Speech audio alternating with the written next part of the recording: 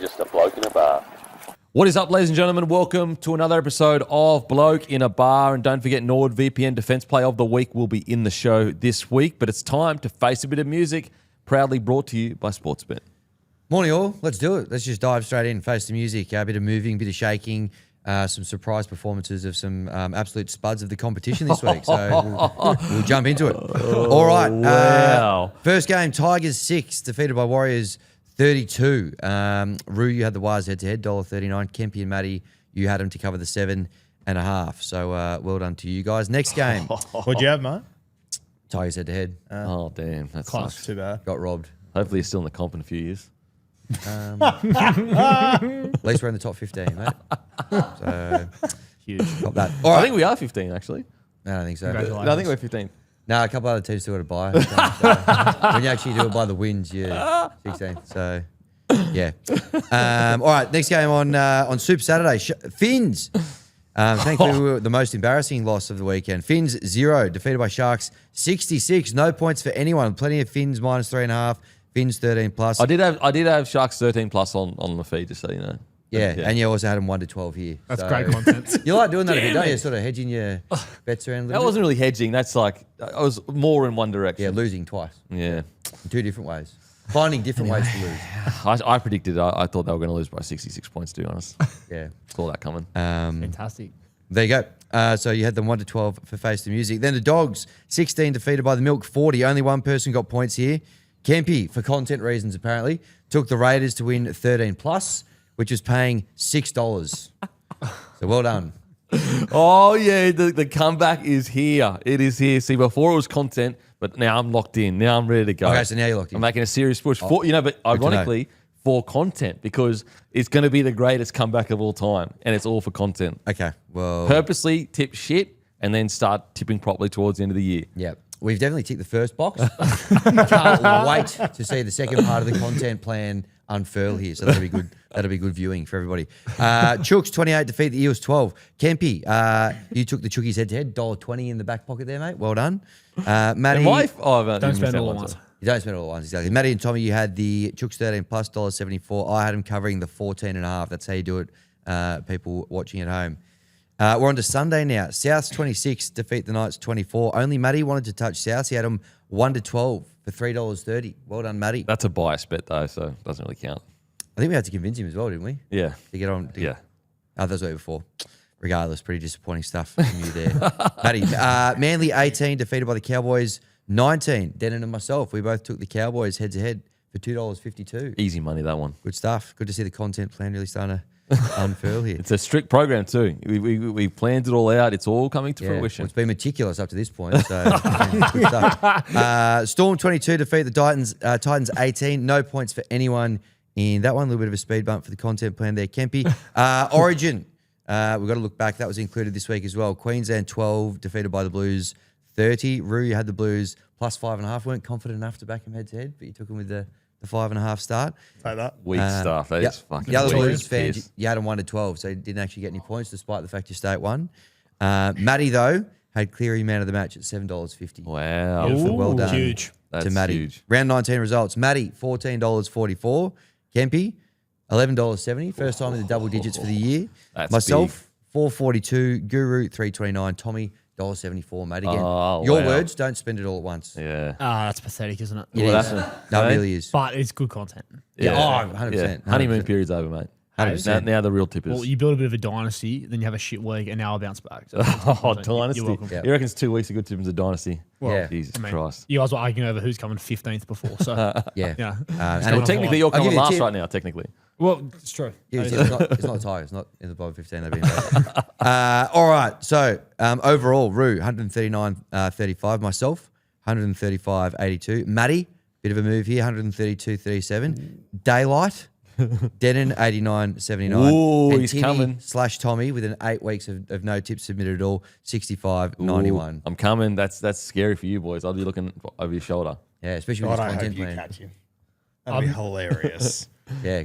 I'm going to do my best. But don't spoil the content, because that might be part of the content plan, right? Nah, because if you catch him, this would be great for the content. It's the nudie run in the clown wig. No, we did agree on that, didn't we? Yeah. But like there was a caveat where Timmy/Tommy sort of gets an exemption because of that week's no tip. So for the content, it's if you catch him, it's the nudie run in the clown wig. No, Yeah, I you'd don't have to think take that's. the taste. At I don't, halftime I of don't that recall last that Manly being. game. No, when we did the content plan at the start of the year, I don't recall that being a That's part what of it. exactly what God said. No, I don't remember that. I'm going to dig the audio up this week, and we'll bring it to the table next week. Oh, that's Space and Music. Brought to you by Sportsbet. Give us a follow on the feed. Give Hammy a follow on the feed. Please do. Anything big coming up? We've got the World Cup coming up soon. So many huge things coming up. Yep. Of course. It sounded like so many huge things coming up. Yeah. Nobody does more huge things. No, so much stuff. Obviously, the World Cup this week. England cricket obviously imploding as well. So there'll be lots of content on the sports. Well, that's our next topic, actually, is England cricket sacking their head Fantastic. coach. Yeah. Let's get into it. Well, Bazball's dead. Yeah. It's dead. And it probably died fucking 6 years ago, but they only realised it today. If you want to read more about that, I can only assume that's your article in the Code Sports. Where it all went wrong. Where it all went wrong for England cricket. All right, it's time for the Code Sports story of the week. And right now, my article is up. You can go and read it, guys. They're saying it's the greatest article ever written. That's what they're saying. That's the feedback I'm getting. So, you be the judge. You be the judge. Is it about the Broncos premiership hangover? Or? Oh, he's already trying to deflect because there's a hammer is coming later, that's for sure. Club is in shambles, and we're about to get to it. Broncos. They couldn't help themselves. They couldn't help. We got halfway through the year. Any dramas, any Kevin Nangamas, and then all of a sudden you shoot yourself in the dick. What's going on at the West Tigers, mate? Oh, mate, close second was your story, but we can't avoid the West Tigers situation. Obviously, the Jarome Luai news came out last week, and we were getting word of this probably about Monday that, hey, there's some rumblings going around at the Tigers. What's going on with Jarome Luai? I know I got a couple of phone calls pretty much as soon as I left this seat last week. What has happened is the Tigers have gone to Jarome. Obviously, there was the press conference after round 9 that Jarome was going to PNG, and it seemed like everything was all happy. But now the Tigers tapped Jarome Luai about 2 weeks ago now, saying, look, mate, we just feel that for the future of the club and the long-term success of the club, we need to start blooding some of our younger guys next year. So we'd like you to find a new club for next year. And in that time, obviously that story's come out. On Saturday after the game, the Tigers released a statement saying Jarome will officially finish the year with the Tigers and then his deal is done, which has brought in Parramatta and the Perth Bears as potential suitors for Jarome. But obviously, everyone's asking, how has this ended up? Where has this story come from? It seemed like everything was going so well.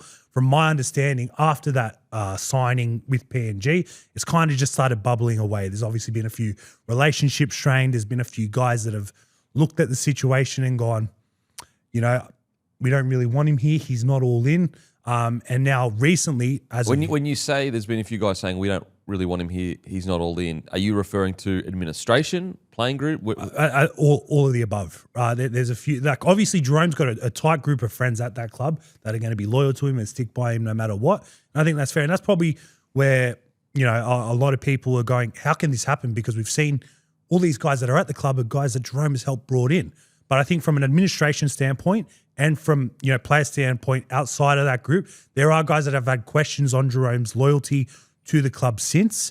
And now that's all boiled over. And it kind of hit a boiling point last week after the Dragons game where Jarome took to Instagram and he posted one of his anime pictures, which he does quite frequently. So I actually thought nothing of it when I initially saw it. But I know there's people at the Tigers. I was told word for word, the less said about that, the better. And there were players that were quite concerned about that Instagram And post so just for the people listening, the Instagram post was basically saying, I told you so. Yeah. Initially, a lot of people thought it was to the fans that were basically bagging him, saying he wasn't that good, even though I think he scored 3 tries and three try assists the next week. But it was actually, it seems now that we've got more information, it seems it was directed at the club's administration by saying, you just lost to the Dragons and you've told me that I need to go to beat it pretty much. Yeah, and that all makes a lot more sense now because as we found out, the club actually told him, I believe it was at the start of that week, that they played the Dragons. Wowee. So, okay, and so is there any friction between, so are you saying that there are certain players in the squad that there's friction between Luai and them? When you say friction, I don't believe it's like they can't cope together, right? Like you see them the way they train and that it looks all happy. But I know from the inside, speaking to certain people at the club, that there's a disconnect, I think, is the best word for it. Because when you think of friction, it'd be like, him saying, I don't like him, I can't deal with him. I don't think it's at that extent, but it's definitely a word of, well, if he's not with us for the long haul, how can he be here? With that, and this is probably not a question for you, it's probably rather a question for the players at the club. How's Jarome signing his contract early different to, say, Payne Haas signing his contract early at the Broncos? Well, I'm again, so that's not you to answer, but like that's what I'm not understanding. If there is frustrations with Luai because he signed the contract to go elsewhere, I think a lot of the things that Jarome has said over his time at the Tigers. I mean, we can go back to the Lockie Galvin situation. We can go back even before that when he goes, "I'm staying here, for life," and because the whole time Jarome Luai has been a West Tiger, you can't go more than a month without someone having brought up those clauses until the Papua New Guinea situation happened. And I think that's been the thing that has probably hurt the Tigers the most. And when I say the Tigers, players, board, the whole situation, I think that's probably hurt the Tigers the most. He said he's all in. He said he's not going anywhere. He said this, he said that. But then his actions have obviously done the opposite. I mean, you reckon he's the first player ever to say I'm all in, then things change. You get offered a Mozza life-changing deal. But I think two things can be true. I think the Tigers are also entitled to act off the back of that as well. Like, I don't really have a huge problem with the Tigers letting him go. I think part of it is the Tigers looking in the mirror and going, fuck, who doesn't handle distractions overly well? It's us, without a doubt. And I think this is just going to keep on popping its head up for the foreseeable future. And I mean, if it's possible for them to get in the market and get someone that is going to be there for 27 and beyond, I'm kind of all for it. Yeah, I see what you're saying, but I just think that like now, and this is going to be a minority in opinion, but now Luai's the bad guy. Like he's the scapegoat for the year. He's getting told a year early in his contract. He didn't break any contract by doing what he did. He followed they gave him the options. That's the Tigers. So if there's any anger in regards to having options in the contract, I think it should be directed at the people that offered the contract with the options. Yeah. And so like I'm not fully okay with them just going, no, we don't want you, see you later. Well, I think this is where, I personally don't think Jerome's the bad guy in this situation. He hasn't done anything wrong. I think there's also, which we'll get to in a moment, I think a lot of people are pointing at Jarome. Ever since he signed that contract, everything's gone to shit. It's like, well, there's a fuckload of context around that has occurred. Do you want to go through this or? Yeah. So pretty much, I guess the narrative now is, Jarome signed with PNG. Our whole season went to shit. I disagree with that. I think that's a very basic way of looking at it, a very easy kind of scapegoat. So since he signed, they've had 2 wins and 8 losses. However, in that time, Jarome Buller has missed 3 games. Taylor May has missed 4 games. Luai missed 1 with a concussion, if that is what happened. Dewey has missed 6 games. Terrell May has missed 1 game. Appy has missed 5 games. Fainu has missed 8 games. Twal missed 5 games. KPP missed 5 games. Hunt missed 5 games. Also, Stafford Toa, I think he missed some games. Makasini also missed some games. I think that the more likely thing is all of their star players have had long periods out during this time. I think that's the more likely reason as to why they've been so poor over the last 10 weeks or so. And even not a star player, but Patrick Herbert's out at the moment as Patrick well, I Herbert. believe. So they lost, like you guys said, they lost their star players. And then pretty much those next guys that have been able to fill holes, they lost them as well. So they've really had to, we saw Jared Hayward debut on the weekend, who I thought played really well, but no one expected him to debut this year. He was Tristan Hope got a run over him. Latu Fainu got a run over him at 9. Jasese Lanyon got in over him, and no one even knew who Jasese was. Like they've had to deal with a lot of shit, to be honest. That's the best way to put it since this, and it's coincidentally come at the same time as the Jarome signing. Yeah, and I think there'll be a lot of people that'll just put it straight on Jerome's head, and you probably won't be able to convince those people any otherwise. No, I don't realistically. think so. But I think there is a lot of evidence that shows this isn't all on Jerome's head. I don't think in any way, shape, or form it is. But I also do get it from the other point of view that if he's not going to be there in 2028, and it's obviously causing a distraction, and it's a different headline every week surrounding this, and whether he is convincing guys to go to PNG or not, that's going to be the story that's put out there. The West Tigers traditionally aren't good at handling that sort of stuff. I kind of think it makes sense to cut ties and move on. I will throw in as well, you said he's not there till 2028, but his third parties, I believe, begin from next year. His third party deals over in PNG, which the club also believed were going to be somewhat of a distraction towards, because obviously with those third party deals, with those sponsorship things that he's picked up for obviously extra cash, that requires a level of commitment as well. So if he's doing that on top of his rugby league, from the club's perspective, do they feel that he can give 100% to the club as And I well? also think from the club's perspective, I don't think it's the same as Payne Haas signing with South Sydney, for example. Like, there's going to be a lot more hype as it's the new club. You got Michael Chamis running it up there. You know it's going to be on the front of the papers all the time. It's going to be a talking point. He's going to make sure it is. It's part of why he's gone after Jarome. So I don't think Luai should be punished for that, though. I don't think Luai should be punished. But I don't think the because of all Tigers should be either. But he's not doing anything wrong. No, I didn't say he is, but I think the Tigers are. But it's not Luai's fault the Tigers can't handle distractions, as you just said. Yeah. That's not his fault. Yeah. But he's the one that's getting completely fair. Rushed. Yeah. A year early. I don't think, again, I just don't want to, I don't think it's fair to go, Tigers don't handle distractions well. Even whether it's not true or true, that people are going to blame it for the PNG signing. Therefore, it's okay that they just go, "Hey, you get out of here." I don't I think think that's that's where we use just- our platform though to change the narrative and point out like that it isn't Jerome's fault. And it's not just about the distractions as well. I'm of the exact same opinion of you guys. And again, I'm a Tigers fan. I should be upset that Jerome's leaving. Jerome's a great guy. I love what he's done for the club, everything like that. But also a big part of this is the Tigers are desperate for salary cap space. They've got no money at the moment, and they should have done it before. They re-signed all those guys when they initially got that chunk of money. But why didn't this happen earlier? Exactly. Yeah, Look, if you want to say all those things for the Tigers, whatever, why is it taken all the way till now to go, you know what, see you later? But first, get the Tigers, man. Thoughts, mate? Yeah. I mean, it's very Geez, he disappointing. looks well educated, doesn't he? I've learned so much, especially in the last 8 of the last 10 weeks. Very disappointing. I think, when he kind of came, gave everybody a lot of hope. Shout out to Tristan Hope. You obviously very hopefully he'd stay the full 5 years. He was entitled to. He had those clauses in there when the PNG thing happened. I thought he kind of goes, "I'm all in though till the end of 2028," and I was like, "Sweet, I'm happy to believe you, take you at face value there." And obviously, there's been a lot of injuries, which I think is a really important context because it's not just as though he signed a bit of paper. We still had a fully fit team. The same team that was playing in rounds 2 to 8 or whenever we were killing it has been out on the park. There's been some mitigating circumstances. But I do wonder something has clearly happened. There's got to be, I don't know who's fallen out with who or what the additional context is there, because I would have thought that the club would have been keen to continue the relationship until the end of 2028. Yes, a lot of young halves coming through. At the moment, I would have thought having someone like him there would have been helpful to kind of help bring them through and all that sort of stuff, setting the tone, setting the standard, all that sort of thing. But yeah, I suppose once that Instagram post happened last week, we spoke about it on Win, Learn or Draw. I was like, something bigger is happening here. I don't know exactly what it is. You heard Benji Marshall at the start of the year.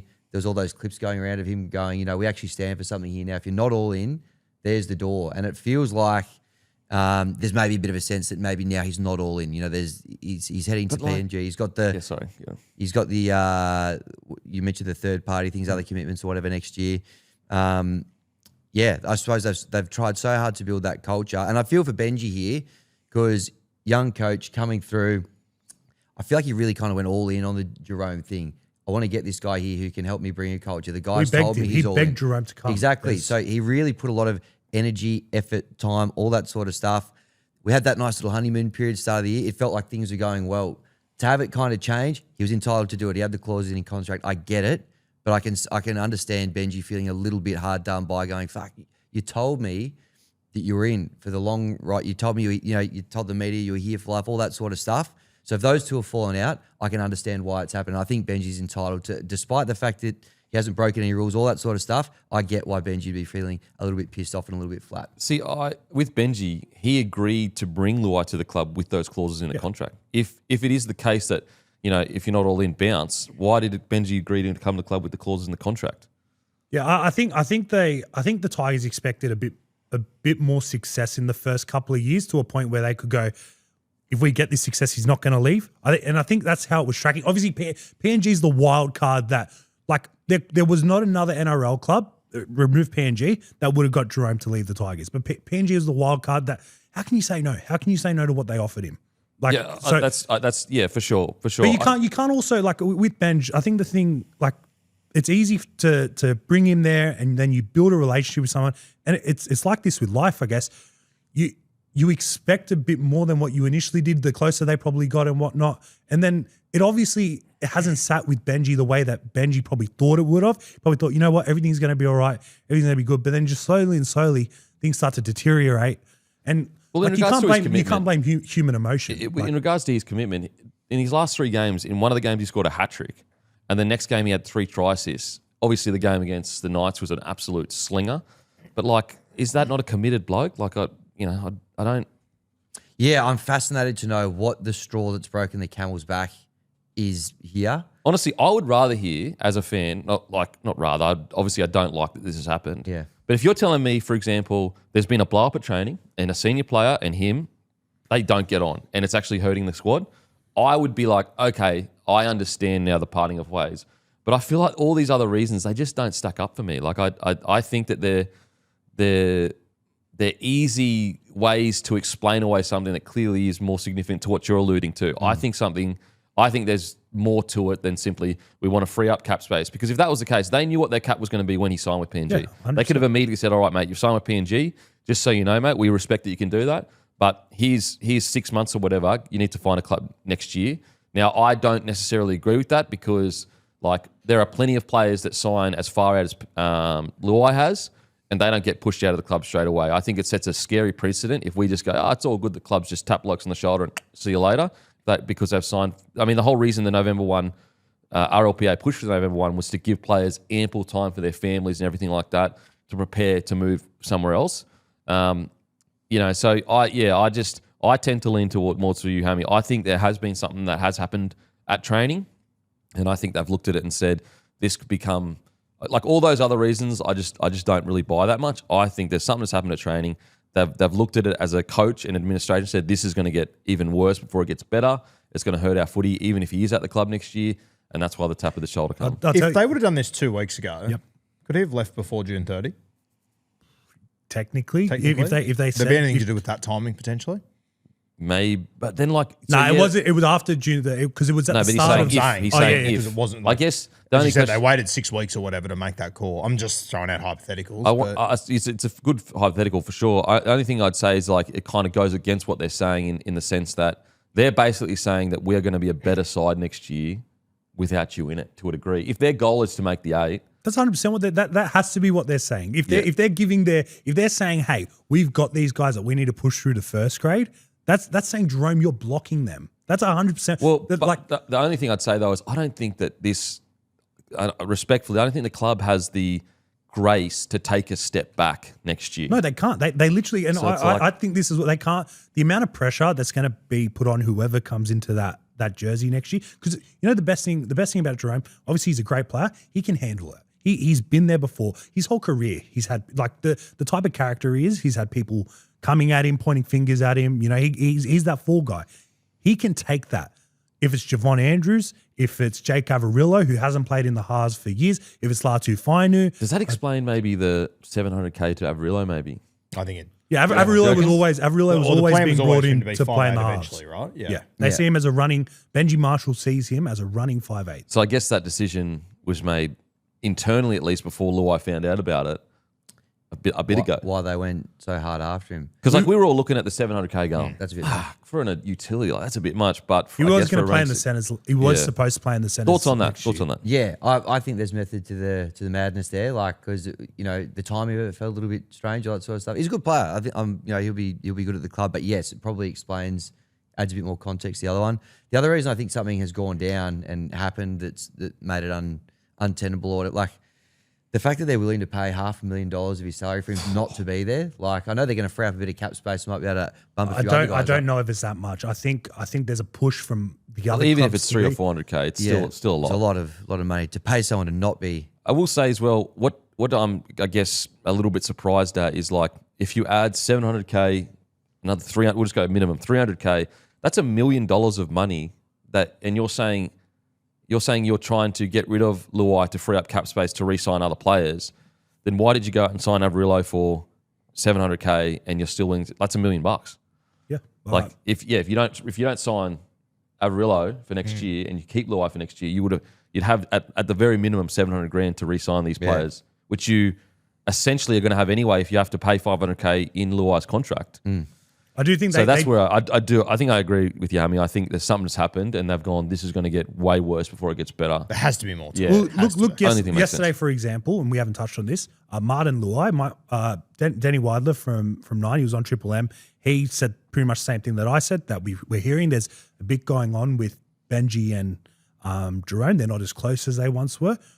Jerome's dad commented on that Instagram post with the finger, yes, Okay. kind of okay, a hand gesture, whatever you want to call it. Like, I mean, if that's not a sign that something's going on. Benji and Jarome Martis. But like, I guess, and look, I don't know the ins and outs, so I don't know. But I guess surely Benji as a player would have more understanding of the situation Luai was kind of put in, where he's going to get paid $1 million tax-free at a new club.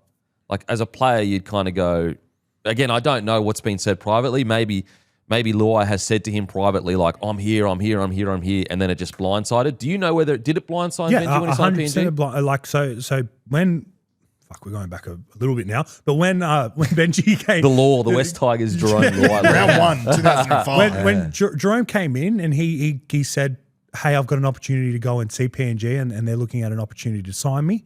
But Benji had no clue this was coming. Benji was worried about, because again, PNG 2028, right?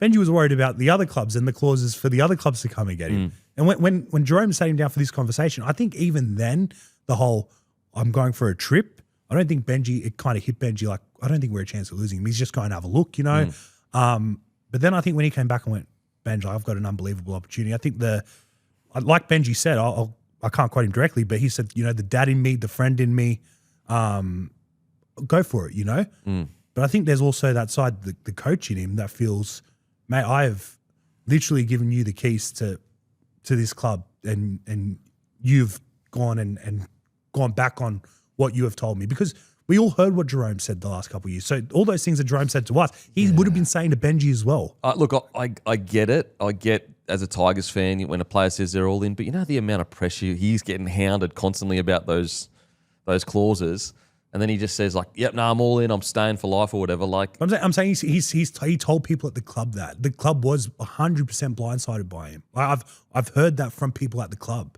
blindsided by the PNG deal. But yeah, that like when he came and said, "I'm going," like that's, I guess just like he's blindsided by getting tapped on the shoulder, like players that have in the I don't know. I find it very hard to be. Yeah, I don't know. Crazy times. I will say, in regards to like, if this is evidence of strong leadership and they have the players to back that up, this could be the start of a new Tigers that's like ruthless and is like, nah, we truly mean, beyond a shadow of a doubt, we're going to make whatever is the right decision for the club, regardless of anything else, and we're going to push forward with it. Then I think that's if the results follow on the field, I think that's a good thing for the club. I think, to be honest, it will probably be the making or the breaking of Benji Marshall. It's the biggest stance that the club has taken since I can't even remember. Since, I think ever almost. Like, let's say next year you come out and you come 16th. Benji will be under. I know he signed a 5-year extension, but he would be under immense pressure because a lot of people will be sitting there going, "We voluntarily let Luai out the door." Would you be okay with going backwards next year, I guess? Not okay, but you know what I'm saying. Well, back-to-back years in the top 16, I would have probably taken a few years ago. Hopefully we don't go back down to those sort of levels, particularly given the start we had this year. Hopefully, look, all right, the fact that he's going, it's a shame, bit of a distraction. Hopefully that list we ran through before of getting all those blokes back on the park, if you get 2/3 of that list on the park week in, week out, you're going to be a better footy team. 100%. So if they're all playing, you're at the very least you're winning 4 or 5 of those games. Correct. So that's the key one for me. Just keep guys on the park. This is a distraction, no doubt. But I would be hopeful. There's still enough cattle there, and enough talent and enough guys coming through to be on the improve. I would hope.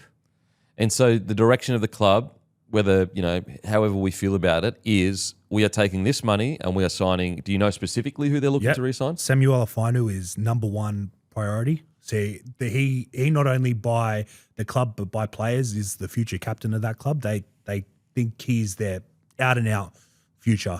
So that is number one priority. His brother Latu has shown a lot of versatility. Obviously struggled to stay on the field, but they see him as a half. They can see him pretty much fitting where they need him to fit. So he's another one that they'll get. And then you got to remember, like a lot of those guys, when Jarome left initially, the May brothers, who else was there? Adam Dewey, Sunia Taruva, they all got re-signed already. So Samuel and Latu are the big ones. And from my understanding, Samuel is going to demand some, not from him being like, I need the cash, but from just how well he's playing and the trajectory they see him going on, he's going to demand some. Sorry, I was cash. laughing, but like, imagine if Samuel's like, I'm bouncing anyway, boys. I'm fucking out of here, bro. Have we heard anything about players that might follow Jarome up there? To PNG. Yep. Well, Mitch Kenny was the big name from Penrith, not anyone from the Tigers, from my understanding. But Mitch Kenny was the big name from Penrith, but Penrith believed that Mitch Kenny's almost done there. Like that's pretty much going to be a done deal. Brian To'o is the name that keeps getting thrown around as the guy who's going to. But no one from the Tigers has been. No one from the linked to Tigers. PNG. No. Well, they've been locked down. Like the Tigers intentionally locked down all those bigger names when Jarome happened. When they locked him down, was there clauses like this? Not as far as I know. And I did some digging. Not as far as I know. So I know the May boys aren't going anywhere. I'm 90% sure Sunia Taruva isn't going anywhere. Their strategy around those guys was pretty intentional. As soon as that money for those last couple of years freed up from Jerome's contract, it was an intentional strategy. Lock down the guys closest to him. They're our biggest stars, and they're the guys we need to stay here to keep building. Just from my viewpoint, Taruva's going to be a key one, I think. He seems like a locker room guy for sure. Yeah. Yeah, I will say it is going to be interesting because I don't think there would be that many players in that squad that aren't Luai guys. So I think you'll find a lot of them are Benji guys, and that's like I said, I love Jarome, but a lot of their loyalty lies towards Benji Marshall, as in the playing group. as in the playing group. Okay, fair enough. All right, so you reckon the playing group they're not going to be frustrated at Luai? There might be a couple of initial frustrations, but I'll be very surprised if we start seeing a mass exodus of guys.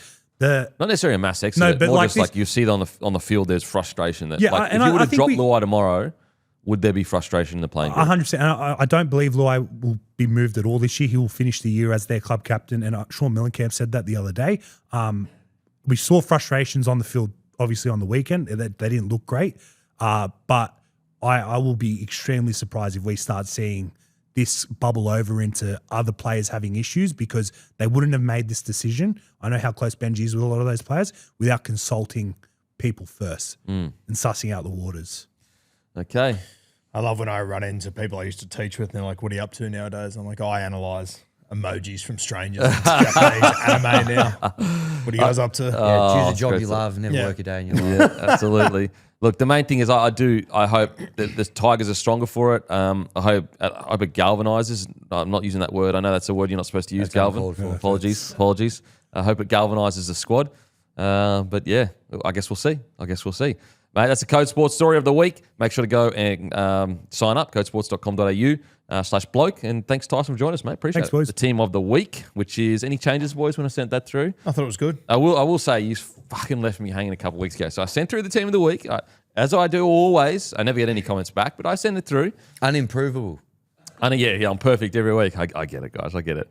And I forgot to have Olakau'atu in there. And usually you rely on your friends to pick you up on stuff like that. And they did it. And so we put the post up, and Olakau'atu probably played the best game of back row he's ever played in his entire life, and he wasn't in the side. So I'm blaming you guys. Message usually finishes with, I dare you guys to disagree with me. Yeah. If you disagree with this, I won't. Don't bother coming in tomorrow. That's what your signs are. Wow. Okay. At fullback, we got Drinkwater. At 2, Tupou. 3, Ramian. 4, Duncan. 5, Burns. 6, Trindle. 7, Hines. 8, Hazleton. 9, Paddy. 10, Fisher Harris. 11, Laban. Fafita at 12. Hosking at 13. Sanders at 14. Cotter at 15. Sua Fa'alongo at 16. And Cooper Clark at 17. Wow, you left him out. Oh, fuck off, cunt.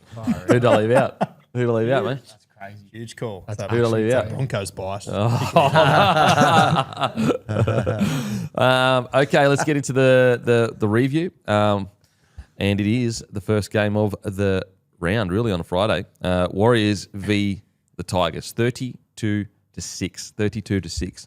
I hate to sound harsh to Tigers fans, and I say this with as much respect as possible. Well, it then don't honestly be harsh. probably should have been 50-0.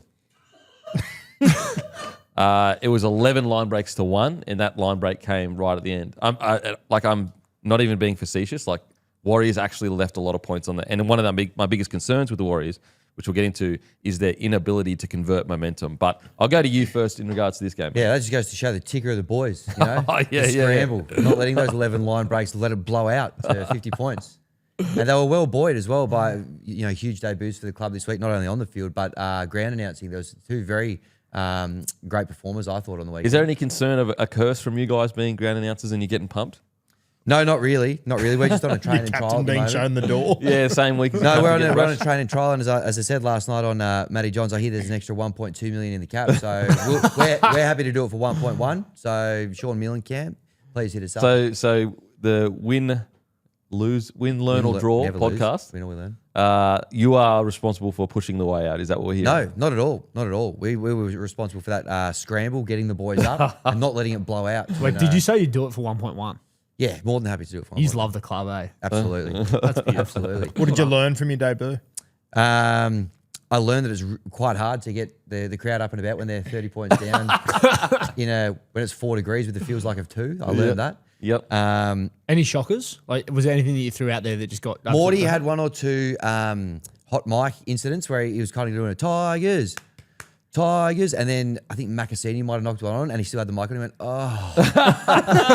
There was 2 of those, but I think that's good. It kind of creates a bit of a sense of these guys care about. Yeah, and connection to the fans. They're real fans. Yeah, you care. It was good. Did you film the whole thing? Yeah, we took it. We took a cameraman with us, so we'll have a little bit of content coming out later in the week. But I got to say, it was a bit of a 12-year-old Hammy would have been beside himself with the access and stuff. It was a lot of fun. Unfortunately, not the result we're after, but had a blast and open to doing it again. Yeah. In regards to the performance? The performance, obviously there was a lot happening. We've spoken about it with Tyson earlier off the field. So the boys were, a little bit rattled. There was some lapses in defence. You mentioned all the line breaks that we conceded. And again, kind of in good ball, not a great deal happening there. Not a great, not a lot of structure, not really much of a plan kind of happening there. All that kind of sexy footy we were playing earlier in the year looks to have kind of eluded us a little bit. So it was pretty flattening that there was just no kind of real structured game. But didn't ask them too many questions, the Warriors, and they're a pretty well-oiled machine. Yes, they probably could have put us to the sword more, but still convincing enough. I don't really know what more you say or who you kind of single out for it. They're a little bit flat. You can understand why, given the week that it had been. But a little bit of a dour performance out there. Right. Yeah, I thought the Warriors run real. Boys, one guy that's really stood out for me the last month or so was Laban. I think all the chat over the last few years has been around Lecker, Vaimonga, these sort of guys who are obviously incredibly talented. I think he sort of fell down the pecking order a little bit. I think if you go back to last year, he didn't even go to Vegas with them. He missed out on that completely.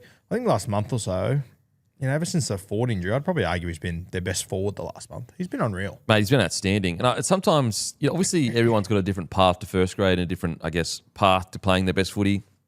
But sometimes when you've got freaks around you and they're, you probably came through the grades together or you've played really good footy together and there's an expectation like when you're in first grade, I'll be in first grade or whatever. And then that doesn't come to fruition. For example, Laban, who was one of the first big forwards we actually spoke about at the Warriors. It actually can work in their favour because he has to go back and work hard on all the habit areas and build a real foundation of his game. Whereas I would argue, now I want to be clear, Lecker is still incredible. He actually played really well. I don't know if he's injured in this game, but he eventually, I think, came off whatever, but he played really well. But you could argue because he exploded on the scene, did he need to fill out the rest of his game? And we're actually seeing him fill the rest of his game out in real time. Whereas Laban's had the, you could say, the benefit of doing that without all the pressure on his shoulders. Yeah. And I think you're starting to see that, all the little things he does right. How many first grade games do you reckon he's played, Laban? 10? What? 10? Oh, no. So it felt like to me he'd played more. He's played about 35 now. But I sort of felt like he'd been around for a couple of years. I remember getting to Vegas thinking, I cannot believe he's not here. That's wild. But yeah, 35 games in first grade, so he's still in the very early parts of his career, 22 years of age. But yeah, he really stood out to me the other night. Lecker obviously returned from injury, only played 30-odd minutes or so. But, mate, I think Laban, even when Kurt Capewell returns, I think Laban's locked down a proper 80-minute role there. I think he'll stay there. Yep. Yeah. What do you reckon, mate? Tommy Bomb? Yeah, I thought this was an interesting game because you guys sort of spoke about it before, but the energy and like the vibe was very much the Warriors were always in control. But then you look at it and like, at halftime it's 14-6. I honestly thought that sin bin was just like that was the game. Because even though like the vibe, like 11 line breaks to 1, all those things, like it was such a dominant feel in terms of the stronghold that the Wars had on the game. Like 2 of the tries to put them up at halftime happened during that sin bin period. So I thought like they actually did put themselves in a position that had that not happened, they were in the contest way more than they should have. And sometimes you'll see a team go in at halftime, and if that's the case, like you can turn momentum. But then I think the Wars proved just too clinical. Like I think between Wade Egan and Aaron Clark, like they're 2 of my favourite players to watch at the moment. They just buy so much time and space for the halves and the guys on the Wars edges. And Mate, there was one pass, actually, I'll get it here in my notes soon. Facebook. But there was one pass for the Khan Pereira try where Egan's square up was like insane. Like his ability to have his body directly square, not look and rip the ball back almost like there's one like to hit it flat kind of out the back there, but he's going like 10 meters back and almost directly back. It's honestly second to none. Second to none. I will say I'm going to sound like a bit of a Debbie Downer with the Warriors, but I'm only saying it because if they played against one of the top tier sides and they didn't take advantage of the opportunities they had in the first half, that's, as you were alluding to, you go in after, what was it? I think it was 9. So they had 9 line breaks to 0 with 34 minutes to go, and they were only up 14-6. Against the good sides, when momentum swings back in their favour, they'll punish the Warriors for that. And I actually think it's probably been, outside of if you want to look at Tanner Boyd's kicking game, whatever, it's been like the last piece in the puzzle for me with the Warriors that they need to fix, where if they get momentum, if they get field position and line breaks, they need to be ruthless like the Panthers are. Like when they get an opportunity, they need to take it. Whereas I think, and I'm relying on Warriors fans to be reasonable here, but I think if you're being honest, you would say that there has been quite a few occasions where they've come out over the last year or two in the first 20 minutes and dominated oppositions, but haven't got points to back it up. And then all of a sudden you're looking in the last 30 minutes going, what the hell? How's this game even still on? We've been dominating this team. And I just think that, all in all, good performance. They beat I know I'm not taking the piss, but like a brave Tiger side in the first half at the very least. But I just think they need to be a little bit more ruthless when they get field position, the Warriors. Yeah, very fair. And that's I know I'm being nitpicky, guys. I know I'm being a bit critical, like highly critical, but it's just I'm looking at them now, not as like, oh, how good is it? Warriors that are good. I'm looking at them as a premiership heavyweight. And honestly, I'd nearly go as far to say as a heavyweight club now. Outside of that one down year, for the last 3 or 4 years since Webster's taken over, that one down year was 9th, and that was with a bunch of injuries. Outside of that, they've been a heavyweight since most of the year. Last year, if they don't get the injury crisis they had at the end of the year, like where do they end up? Like I tell you who doesn't win the comp, Broncos don't, because they wouldn't have been in the top 4. Like things would have changed quite a lot. So, and I'm being highly critical, but they've just got to find a way to convert that momentum because it's a bit of a sticking point for them. It is fair though, because it has happened in 2 of their last 3 games. Like the Cowboys, they came out. I remember watching the first 10 minutes of that game going, my God, the Wars could put 60 on here. Yep. And they ended up winning quite convincingly. It was like 38-20 or something, but I think they went in at halftime up 14-10 after having an absolute dream start there. Yeah, and I think that the good teams, they'll make you pay. Like if you don't take advantage of the opportunities Penrith give you, when they go down, they will to you. Yeah. So, but it's almost the good team. Yeah, exactly. Yeah, it's honestly ridiculous how good Penrith are. But in regards to individual performances, guys, I also thought Stowers Smith is just elevated this year. Before he was the undercover guy that the Warriors hardcore fans knew about and were like, trust me, this guy's a gun. You've got to watch him closely. But I feel like he's totally, those shackles of being like, the undercover known guy are gone now. I think going into games, people doing video sessions are focusing not solely on him, but I think Stowers Smith is coming up a lot more in video sessions than he probably was even 6 or 7 weeks ago. Yeah, and I think like even when they were full strength with Ford, Fish, and these guys, like he was still playing a perfect role off the bench, and he's had to elevate that into a starting role. Obviously, this week with Barnett out and Fisher Harris being out previous weeks, and he's held the fort there. He's done really well, knocking out 50 minutes. He's been solid. Your man Tommy, Aaron Clark, he's been absolutely flying though. Yeah, he's unbelievable, and I think what excites me about the Warriors, because you spoke about it before, but I thought they did a really good job at getting at the Makasini-Luai corridor and didn't get like the rewards for it in terms of points, but I thought they targeted that area really well. And I don't know if, excuse me, I don't know if against teams like Penrith, if you're going to have such abundant opportunities to do that. But what does give me confidence, like you spoke about Aaron Clark, like he sets up that first try for Fisher Harris, and it was pretty bad in terms of like the organisation on the goal line there from the Tigers, but like Aaron Clark was able to exploit that straight away, and we haven't really seen them yet. Like Stour Smith has absolutely held the fort while these other guys have been out, but we haven't seen a side that has Clark, Stour Smith, Fisher Harris, Barnett as a combination, like consistently anyway, week in, week out. So I think if they can all get on the park towards the back end, that will give them a little bit more. And yeah, what do you do with like the other guy who I think's been really exciting the last few weeks, like Sam Healy, obviously came on and scored a good try, but like he's deceptively quick. Wade Egan's doing what he's doing. Is he part of the fold now?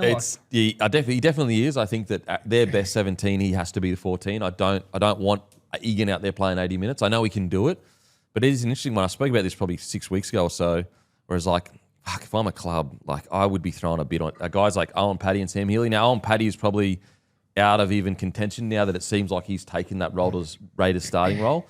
But if I'm a club, now I'm not saying I want Healy to leave the Warriors, but I just think he's getting to the point where another year or two, he can no longer be a bench hooker. I think he's that talented that he'll be a starting number 9. Yeah, and I think that whilst the Warriors are in this premiership window that I believe they're in, like I think he's an incredibly crucial part of this side. Because as you said, like it's great that Wade Egan can go 80, but history tells us he won't go 80 for long. You know, it's something will come up, and you need Sam Healy there. And I even just think as a 1-2 punch, it's tremendous. I mean, the greatest compliment to Sam Healy is that Luke Metcalf's been sitting on the bench for 5 weeks, and we don't even consider putting him on the field. Yeah, absolutely.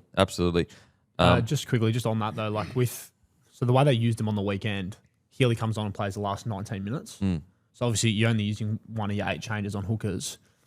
Is it worth doing it so that, because obviously Wade Egan, like he's had injuries before, but I also feel like he could be the most damaging Wade Egan in that sort of last 10-minute period. Like, would it be worth exploring for them, say against a side like Penrith, you bring Healy on for the last sort of 8 to 10 minutes of the first half and he plays either side at half time? You know what I mean? Maybe. I guess it just depends on the game though, because Egan is such a senior player. Let's say you are playing Penrith, in those crucial moments, you don't want to put I know he's not a rookie anymore, Healy, but like, I don't think we give enough credence to how much of a leader Egan is in that side, especially in this current spine. Like you got Tuapiki, Tamate Martin, Harris Tavita. Like Egan is the ringmaster. He is the guy that pulls all the strings for him, especially with a guy like Tanner Boyd that's not there anymore. So I just think you play it by ear, to be honest. I think you just play it by ear, see how the game's going. If they look like that, there's a bit of momentum and you want to give Egan a spell ball for halftime, for sure. If you're under the pump, I would say keep Egan on there because I want his leadership. But yeah, I mean, it's definitely worth exploring. How good's Tamate Martin been? My God. That pass that he threw to Leia Tower. Facebook. Oh, absolute peach. Unbelievable. Like, So exciting. just another example of like, man, I thought his career was essentially done a few years ago. Now, obviously with the head injury, but even when he came back to the Broncos for a period there, I was like, oh, he'll probably be like a good squad member, bring him in, probably past his best. But like at the moment, yes, I still think there is a concern in regards to long kicking for the Warriors. But you cannot complain for what Tamate Martin's given you because he's been good. I could be wrong. Wasn't there a period of time when he returned for the Broncos he was just starting fullback one year? For periods, but I think it was because we didn't really have a fullback. Like it was kind of like in and out kind of thing. But bizarre how it's all played out. As you said, his career was over. It was done to then come back. And at Brisbane, it was less than convincing to go over there and be sitting deep in a line. And I've been saying for a year or so, he needs to leave and go somewhere else to just make it his own. Incredible knock. Yeah, and he's just been so good since Tanner Boyd. Like the fact that we still are willing to go, yeah, they could give it to some of the better teams. If they land on the other side of the draw to the Panthers, who knows? They could make a grand final. Like he's the second string 7 at the club right now. Yeah, I mean, you could argue at the start of this year he was the third string 7 with Metcalf there as well. Yeah, I mean, the other thing with him, I remember the narrative at the Broncos, like people were saying, and he was like, I think it's fair to describe that when he came back at the Broncos, he was a fringy. Like, yeah, like a kind of like, let's see how this guy goes signing. Yeah, and like he'd been told essentially from his injury or like what had happened with his brain that like you're essentially done. So like, even come back, like the narrative was for him to even be back in the conversation of playing rugby league is incredible. You then look at like, and I know there's been injuries involved as part of the process, but two guys who, like Metcalf was going to be the Dally M winner until he got injured last year. Tanner Boyd explodes out of fucking nowhere at the start of this year. So there's had to be a lot that he's had to overcome to even get on the field for the Warriors, let alone to be like essentially their main guy now in terms of the halves. Like, Absolutely. unbelievable. Aaron Clark outstanding. How good was it to see a fresh Fisher Harris? You know, I think sometimes we don't give credit what injuries these guys are usually playing with. And Fish, he looked fresh and ready to go. He looked outstanding. Just on Tomato Martin, this is unbelievable. Yeah, he still played in the NRL more games at fullback than he has at halfback. No way. Yep. How many games at Bronx did he play at fullback? In 2022, he played 13 games that season at fullback. Wow. Right. That's crazy. Now, Cam Pereira, he's been outstanding. He's another really good example of the system that Webster has. He's at the Titans. He can't even make the starting side. Now he's been outstanding at the Warriors. I will say, though, still that centre defence, they got to find a way to sort it. And I know it didn't actually end up hurting them, but it's still a little bit concerning. It's going to hurt them at some point, I think, yeah.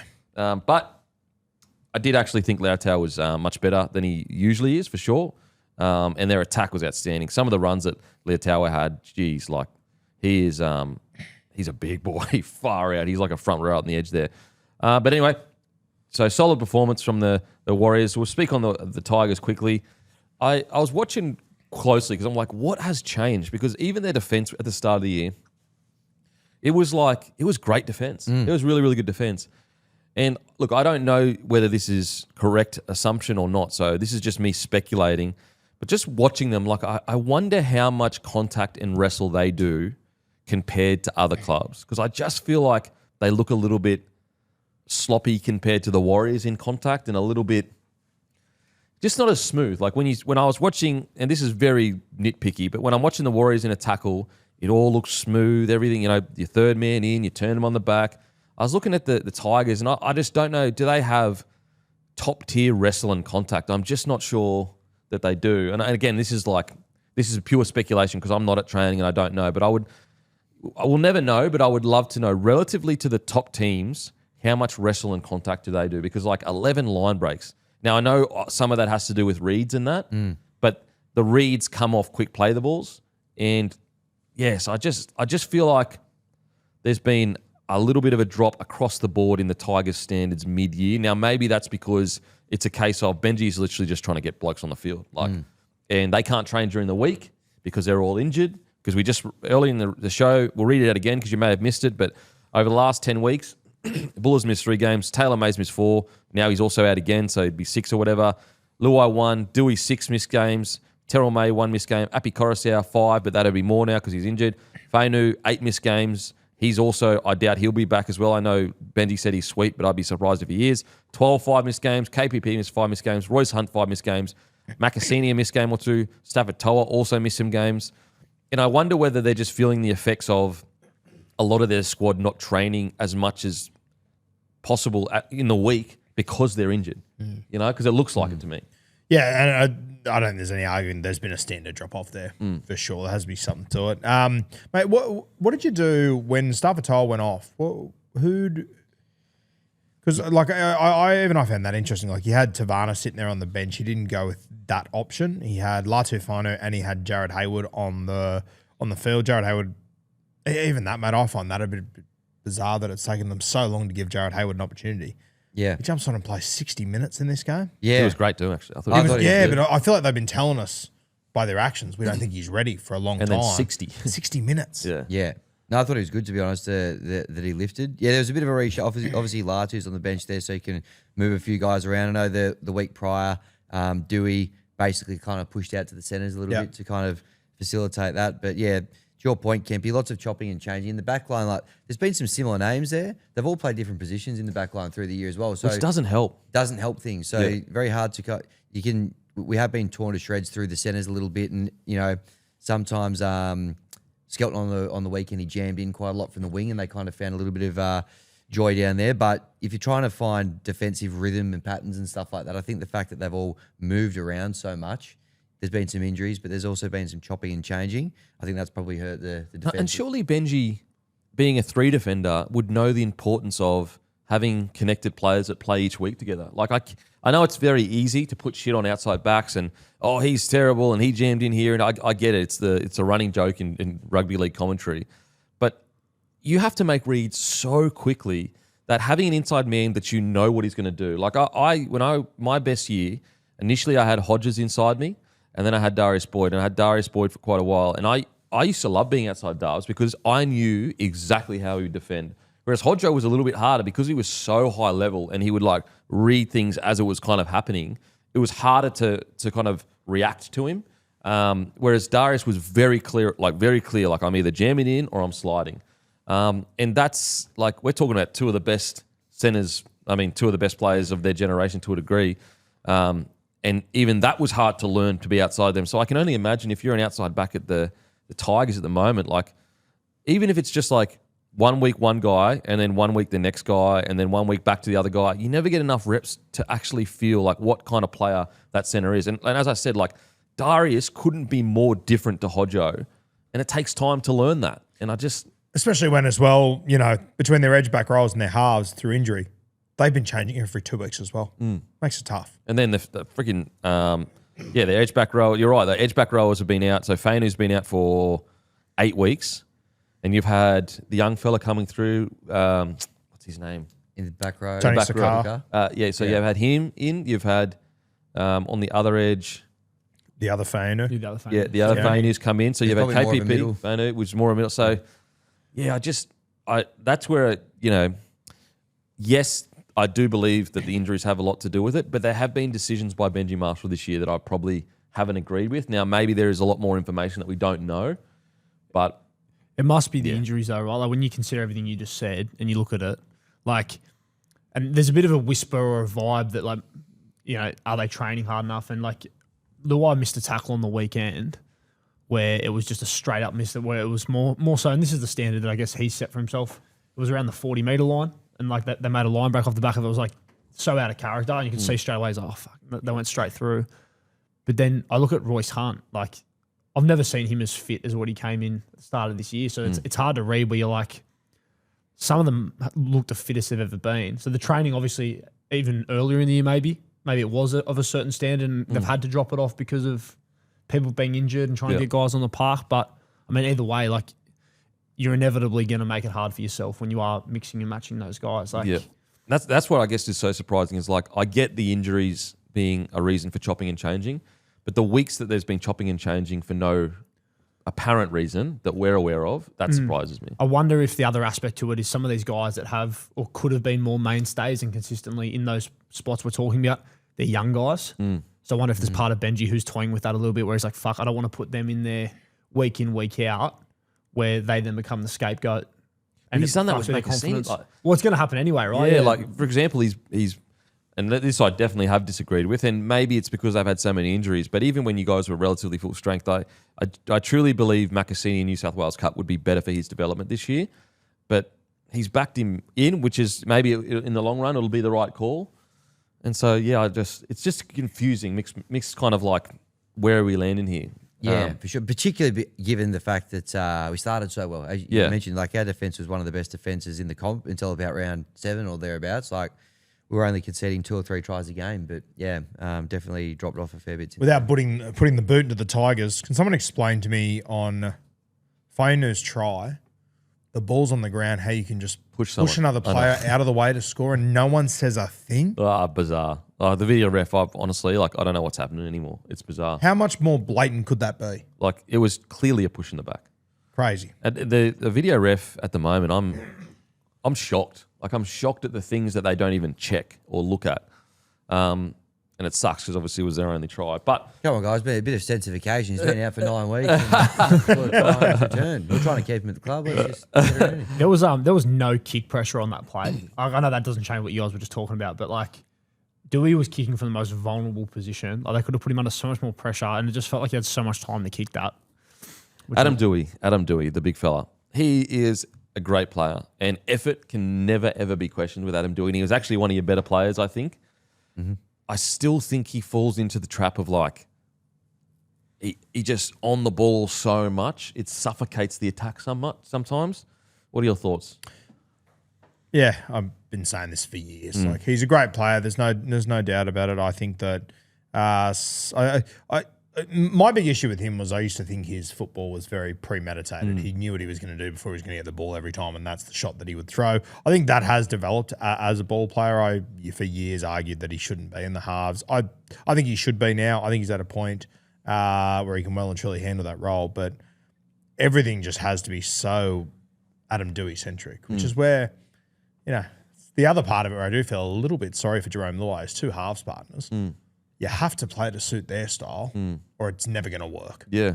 Galvin and him. Yeah, it's Like tough. you would never sign Adam Doueihi to bring him into a side to be second fiddle somewhere. No, because No he is way. so dominant. Yeah. He's so dominant. But they found the balance, though. That's what I'm not understanding. They found the balance earlier in the year. Well, they found the balance because Luai was ready to take a back seat again. Yeah, it's a tough one. So Doueihi didn't play in the game that Luai scored 3 tries. Okay. No, he was playing. He's yeah. playing. Was his first game back? Yeah. Maybe. Anyway, it's hard to be too critical, though, because he's the one having a massive crack. Don't get me wrong, at the start of the game, not finding touch. Fuck. Yeah, That was a bit of a unfortunate tone setter. Usually when that sort of thing happens early, Not looking good. I don't know. Things to come. Yeah. But does that mean, so do you reckon next year they're going to run with Doueihi at 7? Doueihi didn't play in that game against the Titans. Didn't. Jock Madden was the halfback. So do you reckon next year Jock will be the 6 and Doueihi will be the 7, but they're going to expect Jock to play second fiddle? No, I think they'll put Doueihi in the 6 jersey and Madden will be 7, I think. I'd assume. I don't reckon they will. I don't think they will. Really? He's been in the 7 this I year. think they'll do what Doueihi. he said. I think they'll put Doueihi in the 7. So he's But the then they'll be guy. like to Jock, you have to sit back, like you kick, Yeah, fair. play second fiddle, which is See, I think that's just silly. Like, Even when they paired up together early in the year, like they were the halves pairing when Yes. you beat the Wars over there, weren't Correct. they? Yep. And Jock was in. He was sort of in control of that side with the kicking game and everything, but then he was just letting Doueihi do his thing. I think whoever you pick, you've got to pick them solely to fit around Adam Doueihi, realistically. yeah, I don't like the idea of like appeasing someone by being like, even though you're actually playing like a 6, we'll put the 7 jersey on your back to keep you happy. And look, there's a lot of assumptions here. Maybe Doueihi is totally fine with being in the 6 jersey. Is the halves pairing going to be Doueihi and Madden next year? May not be. Might be Doueihi and Latu. Yeah. Yeah. Javon Andrews. I got to say, Bunty Afoa. In game 150. Binti Afoa. Oh, mate. Mate, that 10 in the bin was, Not great. He almost went 10 in the bin later in the game. yeah. What are you thinking, bro? Like, what? Yeah. I just don't get it. Just too fired up. I don't know. Just, Mate, he had like, good game for him. he came back straight back on and gave a penalty away. Yeah. But Not it ideal. would be so easy to look at it, and because we were talking about before, like the vibe of the game was just the Warriors were so in control. It'd be easy to sort of gloss over it, but the reality is, as I said, 14-6 half time. They only scored 2 of those tries because the Tigers were a man down. Like, despite the dominance they were in the game, if that doesn't happen, like it's just like it was so costly. Yeah. Like, and even like little, like at the end of the game, and I know it's, the game was already over, but he was offside on a kick, offside on a kickoff. Yeah. Like, if you're Benji, you just can't, like, that is like, not, the fact we're even speaking that, like, that's a non-negotiable, you just got to be better, unfortunately. Especially for a guy like Bunty Afoa, who, like, Benji's obviously backed. Backed him in Back big massively. time, yeah. Big time. And Bunty, he's a good squad player. Like, he's a good squad player. He's going to come in, he's going to rip and tear. His tough carries are good. But just, I don't know, like, even the crazy thing about that 10 in the bin, even in normal motion, it looked late. Yeah. So it's just like, in slow motion, it looks like 2 days late. So I got to sort that. Now, look, some positives before we move on. I really liked this the hooker that came on, Haywood. Yep. I really liked what I saw with him. Looked a little bit like Moser to a degree, the way he kind of moved. He looks like a little bit of a taller number 9. Yep. A little bit sort of wiry. Yeah, I liked what I saw. Yeah. I mean, to come on as a number 9 and play 60 minutes and me not sit there and go, shit, like there's some like problems here, that's a really good debut. Like you're getting beaten, dominated by the Warriors, and I didn't sit there and go, that's a guy on debut because of his performance. That's a win. Yeah. Your man. Talk to us. Yeah, well, he played a couple of games in the preseason, looked pretty good. And I was like, here we go. Maybe we'll get a bit of a look at him through the year. They made the call, basically. He needs a bit of a year to run a team, I suppose, in Cup and fill out a little bit. But desperate times call for desperate measures. An opportunity came about, and I thought he was good, kind of not afraid to take a few scoots out of dummy half as well, obviously learning off one of the best in the business with Appy. There's a couple of similar little habits there that he's sort of got in his game, but future looks bright with him. They made some calls a year or two ago to let a few other guys go. Talon De Silva, a couple of guys like that. We've got another very good young hooker coming through, and he looks the goods. So I thought it was a really good debut. And just quickly, I actually thought Fanua Bolle was really good for you guys. I thought he ripped and teared against a tough forward pack and, getting dominated for most of it. So, yeah, tough. We'll see what happens, I guess. Unfortunately, I think it's going to be a tough rest of the season for the Tigers. And I don't say that as a joke. So many injuries, so much shit going on. Yeah, I think it's going to be a tough one. Yep. Okay, it's time for the Sharkies' absolute cheek clappage of the Dolphins. 66-0. What the actual... I can't even believe it, bro. I cannot even believe what I'm looking at, what I was witnessing. Look, I don't count the Dolphins out at all. It's just bizarre. It is so bizarre that we can, for 10, 11 weeks, and this is a guy, I was calling it. I was saying there's going to be a down game. I think it's probably going to be the Sharks. All jokes aside, I actually did have Sharks 13 plus as we got closer to the game. I did not expect this. The best attacking team in the comp for essentially 2 years couldn't score a point. If you put this game in a simulator and told me 1 in 100, this would happen, I'd tell you it was overs. Yeah. I cannot believe how this played out.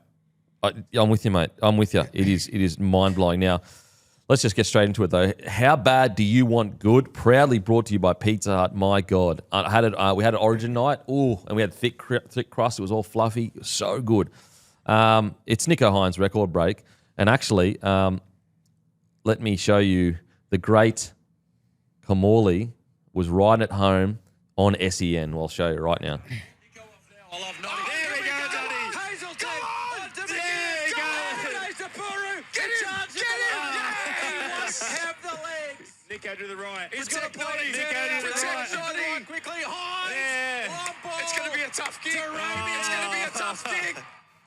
Who gets What do they say? another? They're all there to be broken, aren't It's they? going to be a tough. He's not broken yet. He's got to kick Wait it. for it, Notty.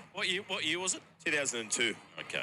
I like the joint. I like the joint record holders in Kamali and Hines. Come on. This is 11 tries. Does this make you miss? Let's There we go. go. So 11 tries. For the record, Yeah. for the most number of points in a Come game. on, Nicho. for There we go. Equal with Kamali. Miss it.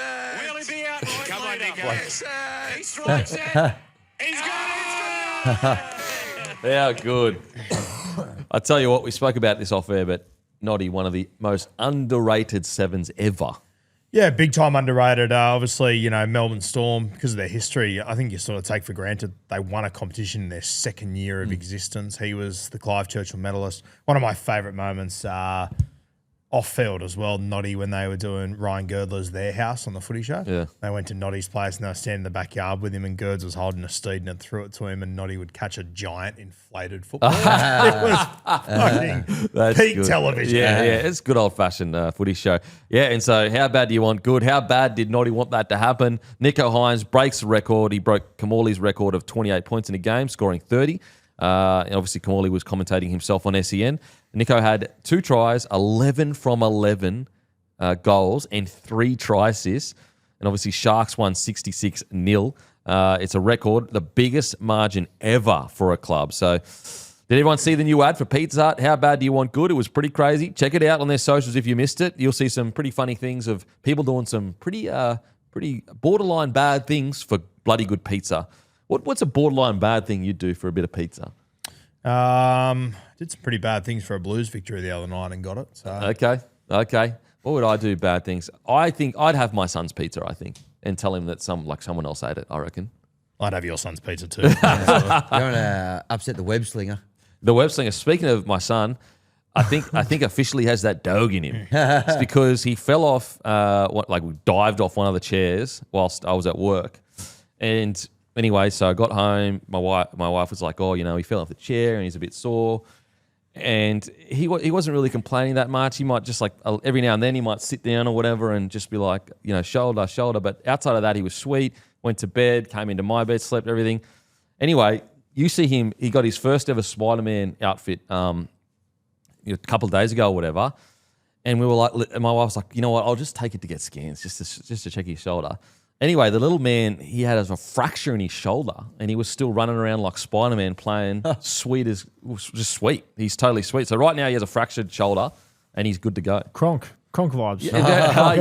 Yes, absolutely. Kronk 2018 Kronk vibes? Yeah, 2018 Kronk vibes. Yeah, it's his Kronk game, that's for sure. But yeah, he got his first Spider-Man outfit, which was really cute. Yeah, it's funny what that New South Wales blood does to you. Oh my It is, isn't God. it? Well, it's Queensland and Canberra blood, mate. So let's It's just his relax. mother's son. It's good to see. But he's got the dog in him. But anyway, guys, speaking of how bad do you want good, now it's time for our... No, it's not time for our segment. I'm just reading it like Anchorman, Ron Burgundy.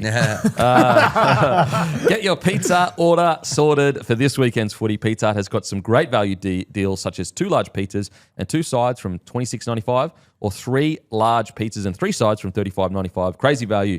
And I will say I've spoken to the Pizza Hut higher-ups. They are big plans, especially for some physical locations. Pizza Hut's back in a big way, baby. Back in a big way. But yeah, let's talk about Cronulla, guys. Let's talk about them.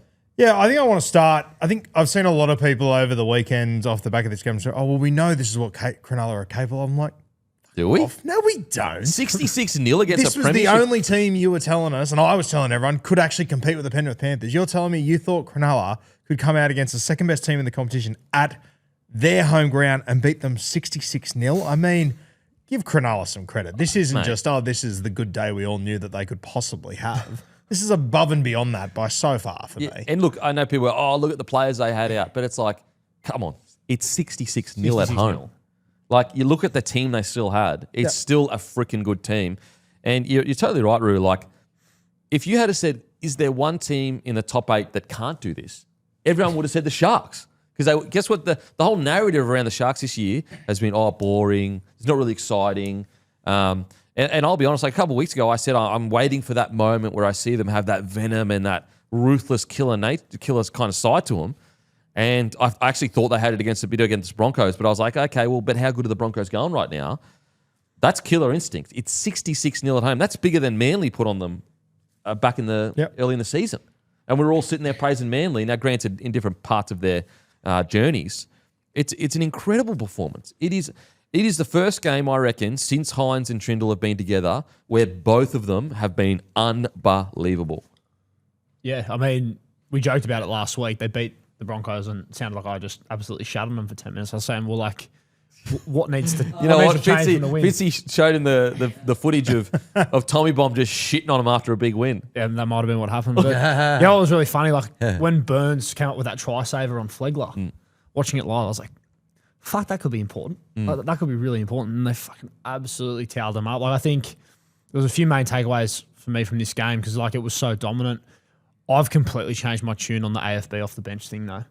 You know what's just one of my notes? I was like, maybe AFB off the bench at the Sharkies is the way to go. I was so anti it before this game. And even, like, watching him in Origin where he'd come off the bench and, like, you know, game 1 when he came on, he was really good. And the other night, like, he found the form that we all hoped he would. But the more I looked at their pack on the weekend, I was like, you know, guys like Hazelton, like they've got the guys there, you know, McGuinness, Jesse. I'm like, they can hold the fort.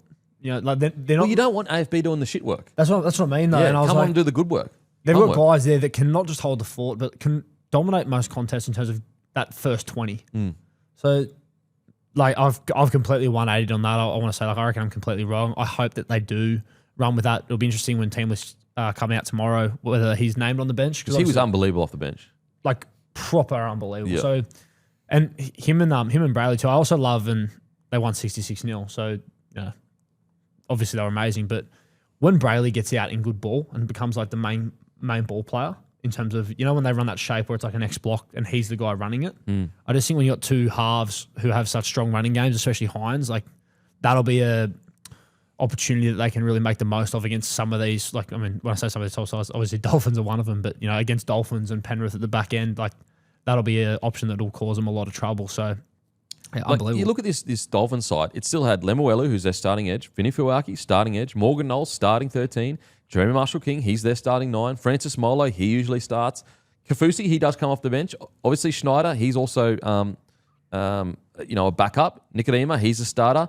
Tavita Nafahu, he would start in a lot of sides. So, I know that Bostock is probably better than Tavita Nafahu. He's still friggin' good. Then you got Farnworth, Averillo. I get it. You could say Averillo isn't their starting side, but he's still a bloody good player. You've got Asako and Trey Fuller. I mean, Trey Fuller is the best backup fullback in the comp. So this side, it's nothing to sneeze at what the Sharkies have done. But, mate, I tend to agree with you. I've got in my notes here, AFB to the bench. Mate, like with how fast the game has gotten, yes, can AFB defend in the middle for the first 20 minutes and do a job? He can. But, like, it's almost like having a Ferrari outside back or a Ferrari fullback like that I don't want to do 25 hit-ups a game. With AFB, I think that even in Origin we saw it as well, like when you've got a bit of momentum or there's people are tired, his late footwork at the line is unstoppable. And I think maybe give it a crack. It might be the little bit of, I guess, jab of energy that they need. Because right now, you could argue with Talakai's form not necessarily being what it was 3 or 4 years ago or 2 years ago, off the bench, do they lack a little bit of punch? Well, see, like Talakai he was great on the weekend too, right? And again, they dominated. But you take AFB out of the side, say, in the last couple of years, like they were a prelim team. So I think they had the pack to at least mix it with those sides at the back end on the big stage.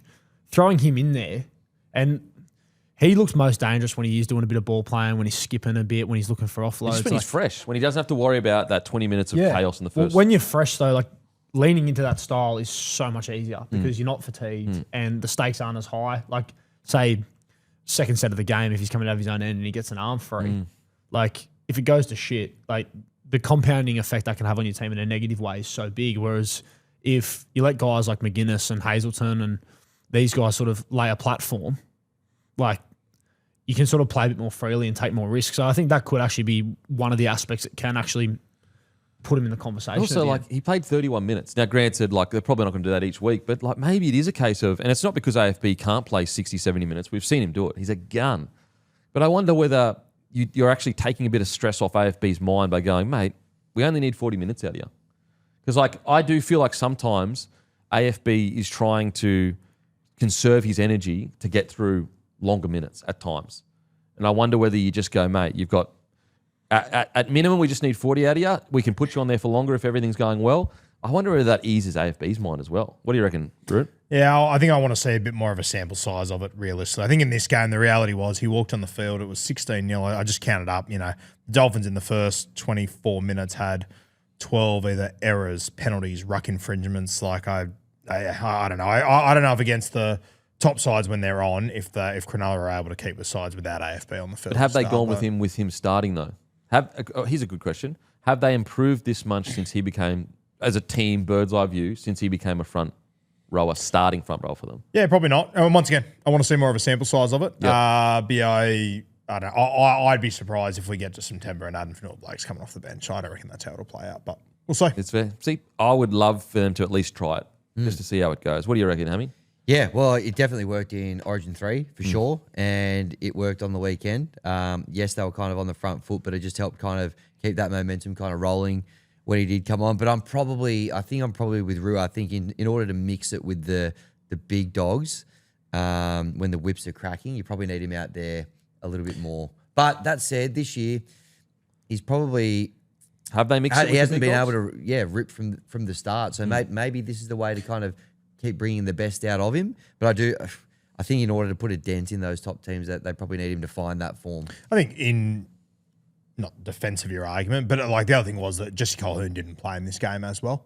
So why don't you throw him in there as well? That's another element that's added. But I want to see more of it. I'll happily fall on my sword if so, but I'm not totally buying it. See, I reckon though, like you look at the side that they ran with making multiple prelims in a row, I think most people would have agreed that going in, we didn't give them much of a chance. But in a lot of those games, they stuck with them for 60 minutes. Like, I think if I was Fitzy, I'd absolutely, for the last 6 weeks of this season, I'd be toying with it, seeing what works, what doesn't, in terms of if there's a game where against one of these better sides, you leave him off for too long and you find yourself down 12-0 and you can't bring it back. But if you can find the balance there, like what he is able to bring, he brings best when he's fresh and on the front foot and he can sort of play a bit, Like McGuinness McGuinness can't do that. Or even like Tom Hazelton, when he's been a bench player for him in the past, he's brought a little bit of flair. He can't do what AFB can in terms of that aspect, though. You know what I mean? So I reckon them leaning into It's it worth might a be, try. Yeah. I think it's worth a try. I think it's worth having a look at it for the next couple of weeks, seeing where you stand with it. Because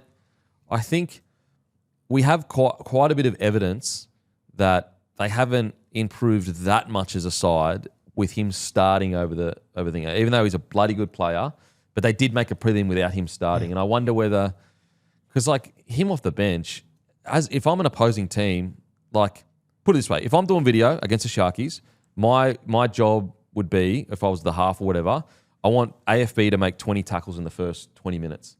Whereas you can't really do, obviously you can't do that when he's off the field. And it's like, if I'm sitting there, I'm going, would I actually rather AFB starting, then coming off the bench? Because starting, at least I have some control over fatiguing him to a degree.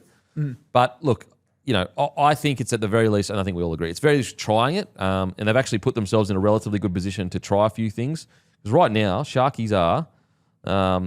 they're in fourth. They're I in don't know about fourth. anyone else, but I opened the ladder last night. Couldn't believe it. What the fuck? When? 10 How? wins. You could argue, okay, Newey has 11 wins. But anyway, they're in fourth via the ladder.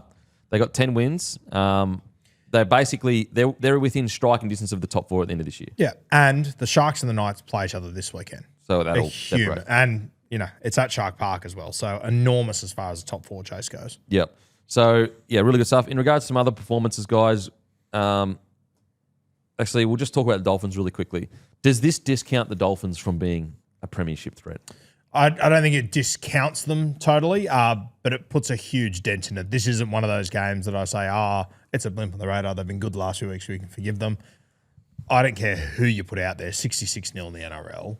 It can't be ignored. At home, too. At home, yeah. Which, Second time, too. You could listen to all the episodes from this entire year. All we've complimented the Dolphins on is the system they've built and the culture they've got up there. This goes against everything we've said. So I think it's unfair to go, this is what we know Cronulla can do, but I also think it's unfair to say, it's a blimp on the radar. It is what they'll be okay. This matters. Yeah, I've still got them as a premiership threat, but this is almost the last thing you would want as a team. Like, 66-0 is unheard of, and it's against a team that most people didn't even know had them in this. Like, they didn't know have a 66-0 performance in them. Yep. If it was against like a red-hot Roosters or a red-hot Panthers side, you could kind of just go, okay, it's an off day or whatever.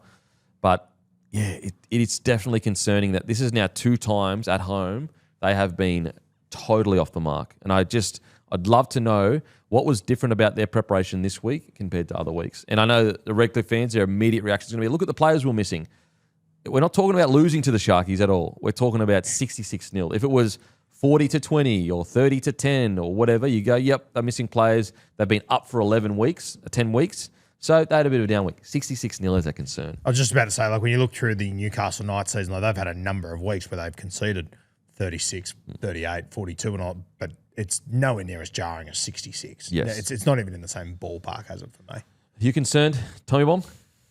I think that we're definitely going to look at this week and it's going to either be, like they really reset and it was a big wake-up call and a real turning point in their season, or it's going to be, we look back and we go, they never fully recovered from that.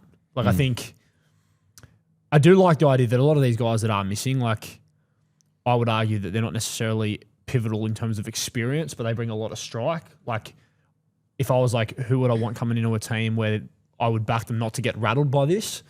A guy like Isi Katoa, Hammer, like they're 2 big ins who, you know, and even like Max Plath, I know he played, but he didn't play heaps, like, and he looked pretty banged up. Did he like, get injured? I think he might he have got been injured. It was hard to tell if he was actually injured though, or if it was like, fuck this, get him off, you know, like bit of a bump or something. But the guys that are coming back in, I think there's enough youth there and energy that it doesn't necessarily need to be curtains, but it'll take a lot to turn this Are around. the Dolphins done? No, I don't think they're done, weirdly, even though they've conceded 50 twice. They got a pretty decent run home. They got a bye. They got games against 2 teams in the top 8. Apart from that, it's pretty soft run. They'll get Katoa back at some point. They'll get their origin players back. Doesn't help. I still think they'll be there in the finals. Yep. Can they win it or not? I don't know. I think at full strength, they're still a team that can put a dent in, you know, on their day, could challenge a Penrith or whatever, but pretty concerning. It'll be the making or breaking of them, I think. Yeah, I think the other jarring thing is, and I just mentioned we're talking about AFB, like if you look in the first 15 minutes, they made about 8 or 9 errors or in ruck infringements, whatever it might be. Like Sharkies didn't score until the 16th minute. No, the first 15 minutes, the Dolphins actually were winning the grind. It was a massive grind the first 15 minutes, and the Dolphins were outstanding. Billy Burns has that try-saving tackle on Flegler, and boom, they went up the other end and scored. Well, from that point on, it's 66-0 in 64 minutes. Yes. Sorry, Kennedy, I think, had a try-saver on Fuller as well. But, okay, back to the Sharkies, though. Back to the Sharkies. We spoke a little bit about Hines, but I hope that this is, and granted, it might have just been a one-off, and they had all the momentum, everything like that. But if this is what Hines and Trindle can put together, maybe that is the last piece of the puzzle to being a premiership threat. Yeah, quite possibly. And I think, as I said, Friday night, 6 p.m. at home, they have to back this up. Yeah. It can't be a flash in the pan. It can't be another Cronulla Sharks episode where you go, wow, that's what they can do. They have to back it up. And they get a golden opportunity against the Newcastle Knights, essentially playing for a top 4 finish there. It's a huge one. I just think that those two together at their best, they're silky. They are silky. I thought Trindle, one of those passes that he threw for a try was freaking unbelievable. I think it was his left to right. Who was it to? The whatever try it was, there was an incredible ball that he threw over the top. That Trindle, I just feel like when it comes to silkiness, Hines and Trindle at their best, I reckon they go toe to toe with when it comes to like not structure or game plan or whatever, but just like that front foot footy. I think Trindle and Hines at their best, they're not that far off the best. As a combo? Yes. Yeah, for sure. Yeah.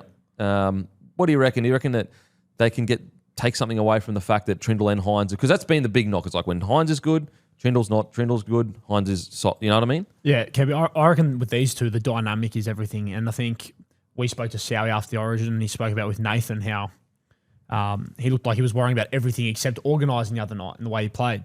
To me, the other night, or the other Arvo, like that's what Nico was doing. Like he had the blinkers on. I think we saw him come onto the scene, and the reality was he was a utility. He played here and there at Melbourne. Essentially a fullback, really. And, primarily a fullback. Comes in and plays 7 for them. And I don't think that first year when he won the Dally M, he wasn't playing like a 7 because he was just playing how he knew. And he had a 7 on his back. You win that award. And he had Matty Moylan that was just laying a foundation for him. But then all of a sudden you win that award. You're a 7 now. And not only are you a 7, but you became the best player in the comp as a 7. And I think we see a lot him. He looks like he's overthinking and he's really having, I know that's part of the role as a half. But the other day, to me, it looked like Trindle looked responsible for a lot of the kicking and things like that. And everything that Nico did, it just looked like it was, I don't know how else to describe it apart from blinkers on, instinct. Just reminded me his first year, because you're right, his first year was a lot of front foot footy. Just like, there's a quick play the ball, I'm attacking it flat, get on either side of me, and I'm going to make something happen. Yeah. And I think that you can see there's a real direction from him since coming up back against the Broncos of like, less structure, less thinking, more reacting. And when he is playing like that, reactive footy, front foot, quick play the balls, mate, he is silky, so deceptively fast, deceptively strong, deceptive footwork as well. And Trindle, I just thought Trindle was outstanding. So much so that we've seen moments like this from Trindle before, but if Trindle can keep this up, I can't see a reason why he can't have his name tossed up for Origin in the next few years. Now, he's still down the pecking order, but he never really gets brought up in those conversations, and rightly so because he hasn't been consistent yet.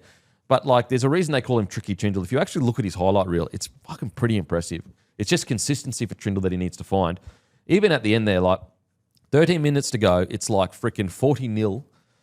Trindle comes flying across for a cover tackle, and you just see the boys all come flying in, they high-five and yahooing or whatever. And that's the venom I want to see in the Sharkies, that energy, that spice that I feel like they've been missing a bit over the last year or so. If they could just keep this energy, and I feel like they had a little bit of, remember heading into finals footy last year, Nico Hines was quoted, and I think Trindle as well, some quite, I guess, spicy takes, pretty much fuck everyone, they're off us anyway, kind of that vibe. I'm just paraphrasing. And I want the Sharkies to get back to that, and I feel like the last 2 weeks they have kind of gotten back to that kind of venom in their game. I'll tell you, as I just said, when I looked at the ladder last night, it sort of jarred me a little bit to see how high the Sharkies were. Just having a look through some of their numbers this year, when it comes to Tries in the league. They've scored the 4th most tries in the league. You know, that goes hand in hand with line breaks, try assists. They're right up there with that as well. Completion rate. Where do you reckon they're sitting as far as the league goes? I'll just say what I really feel, maybe 5th. They're first. Wow. 83%, the Cronulla Sharks this year. And, you know, even just for something as simple as missed tackles, they're second last.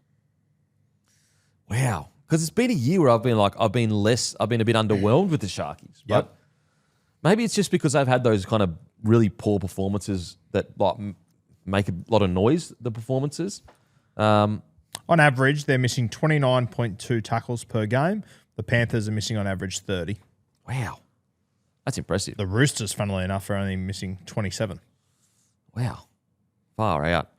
And look, it does show because I got to say that first 15 minutes, the Dolphins, they were in a grind. Like that was back and forth and the Sharkies won that grind. Like it wasn't like the Dolphins came out and were just having a Barry Crocker from the start. Like it wasn't like that at all. They actually started the game quite well. And as you said, was it you or either one? Billy Burns had the try saver on Flegler and that turned everything around. So, outstanding. Billy Burns, outstanding. He continues to be, one of the better players in the side. Got to remember as well, Britain didn't play. So he's missing from their starting side. Granted, these other guys are playing so well. They've shown they can play without some people missing. I thought what I will say is I was actually out of all the centers in the comp, Jesse Ramian given Herbie a bath, I would have had him probably outside the top 8, 10. And I thought he got the chockies against Herbie, by some margin. Yeah, and he sort of does personify what we always think with the Sharks. Like on his day, Ramian can give it to anyone. Yeah. But you just don't trust you're going to get it week in, week out, realistically. And he was phenomenal. Yeah. He was absolutely phenomenal. And if he can keep this kind of form, if you're the Cowboys, you're sitting there going, fucking, let's go. Jackpot. Let's go. Sharkies the next couple of weeks, pretty interesting. They're all against teams that are in and around fighting for top 8, top 4 spots. Knights, Manly at Manly, and Rabbitohs. If they can win 2 or 3 of those, they've really set themselves up pretty well for a top 4. They go 3 from 3. They're pretty much there. They lock them in. What about what do you boys think? Like with Kennedy, right? Like he had 2 tries. Is that nudge that he put in for Katoa? Oof. Obviously, the main talking point with the Sharks is always about the halves, but more importantly, do they have the fullback to do it? He does have way more flair and upside in him than what he gets given credit for. Mate, way more. More. That's been my kind of look, I understand the idea of you need a top tier fullback to get the job done. But my argument is more is there 6 and 7 and 9 being playing top tier 6s and 9? If Hines and Trindle were playing top tier 6s and 7s, then I could say, okay, the fullback needs to be improved. But can we genuinely say that their spine has played like a top tier spine, all of them together at once in a final series? No, and that's the thing with Kennedy as well. The general narrative around him is he tries hard, he's all effort, he competes, but he's just not. That kick was so silky. Yeah, so silky. I think that when you look at some other players that are on massive contracts, and you actually look at William Kennedy and what he delivers each week, even from a try assist, a line break assist, a line break, he's honestly dramatically underpaid compared to some of the fullbacks that are on big point that haven't had much success in that regard for a few weeks now. Yeah, for sure. So look, really, really good win from the Sharkies. Tommy Hazelton was also great. Oregon Kaufusi, he's almost been the lost kind of guy in all of this. Him coming through the grades was, he's a gun forward. So if he can stay on the field, he's good. Really, really good win. Look, to be honest, with the Dolphins, there's not really much to say. Just absolute Barry Crocker. That try Kaufusi scored straight through the middle too, very out of character from the Dolphins. I don't really care who's playing for him or who's missing, straight through the front door. Just quickly too, Nath, you might know, is Kaufusi the guy that years ago they were you have to stop going to the gym? Was that him? Not Kaufusi, I don't think so. that was Oregon me. Kaufusi. Oregon, sorry. What the hell? Oregon Kaufusi, yeah. Oh, I'm not sure. I'm not sure. Yeah, I haven't heard that one. There was a guy at the Sharks, I think it might have actually been him, where they were I think that was Frank Pele. Hello. That makes sense. I do know this is going way back. Leon Bott, we were doing 1RMs, 1 rep max in the squatting. And he basically, Dan Baker, the strength coach, who is goated strength coach, like genuinely goated strength coach, strength conditioning. Basically, everything he threw at Leon Bott, he would just go, boom, straight up, boom, straight up. And it got to the point where he just said, listen, don't even worry about doing any more 1RM. That's how powerful Leon Bott was with Just his ran out legs. of weights. Last time I saw Liam Bott, he, I think, murdered someone at Coogee Oval. A kick went up, and it was one of Yeah, he hadn't the caught it yet. earliest shots. Mate, I don't think he'd realised it had been kicked yet. And Liam absolutely pumped him. Yeah, it was. Yeah, it was a big one. It was a big one. He disappears from the screen. Then about 2 seconds later, the ball hits. It's wild. But yeah, not much to talk about here. Like, for example, even a guy like Herbie Farnworth, who is like Mr. Consistent, arguably the most consistent player in the comp. He had 4 errors. He only ran for 118 metres, 2 tackle breaks. Trey Fuller, he tried hard for sure. He had 200 metres. Asako usually, doesn't have any errors. He had 5 errors. So just a disappointing day across the board. But there's not much to say. 69% completion rate. 11 line breaks to 2. Yeah, what is there to say about the Dolphins? I still have them as a premiership threat, but my God, this is the making or breaking of them. This is the making or breaking of them. Okay, on to the next game. Raiders defeat the Bulldogs 40-16. 40-16. And I tell you what, great performance from the Raiders. And there was obviously a post-match press conference from Ricky Stewart. And look, I get the tough spot Ricky Stewart's in because, to some people, he's always being negative or whatever, saying how he feels. To other people, I personally love it. I think Ricky Stewart is rugby league. I love his passion. And so some people that watch that press conference, it doesn't matter what he says, they're not going to listen. But what he said was absolutely correct. If the forwards don't win the battle, the spine and these young players are not going to play well, or at the very least are just going to be solid. And all of a sudden, the Raiders go out there and win the battle. And what have we said on this podcast all year long? We've continually said, when was the last time you saw this Raiders forward pack play like they play last year? And we haven't seen it. We haven't seen it. Like, for example, here's just one stat. 13 offloads compared to 7 offloads from the Bulldogs. And that actually started much worse for the Bulldogs. So in the first half alone, it was 12 offloads for the Raiders and 2 for the Bulldogs.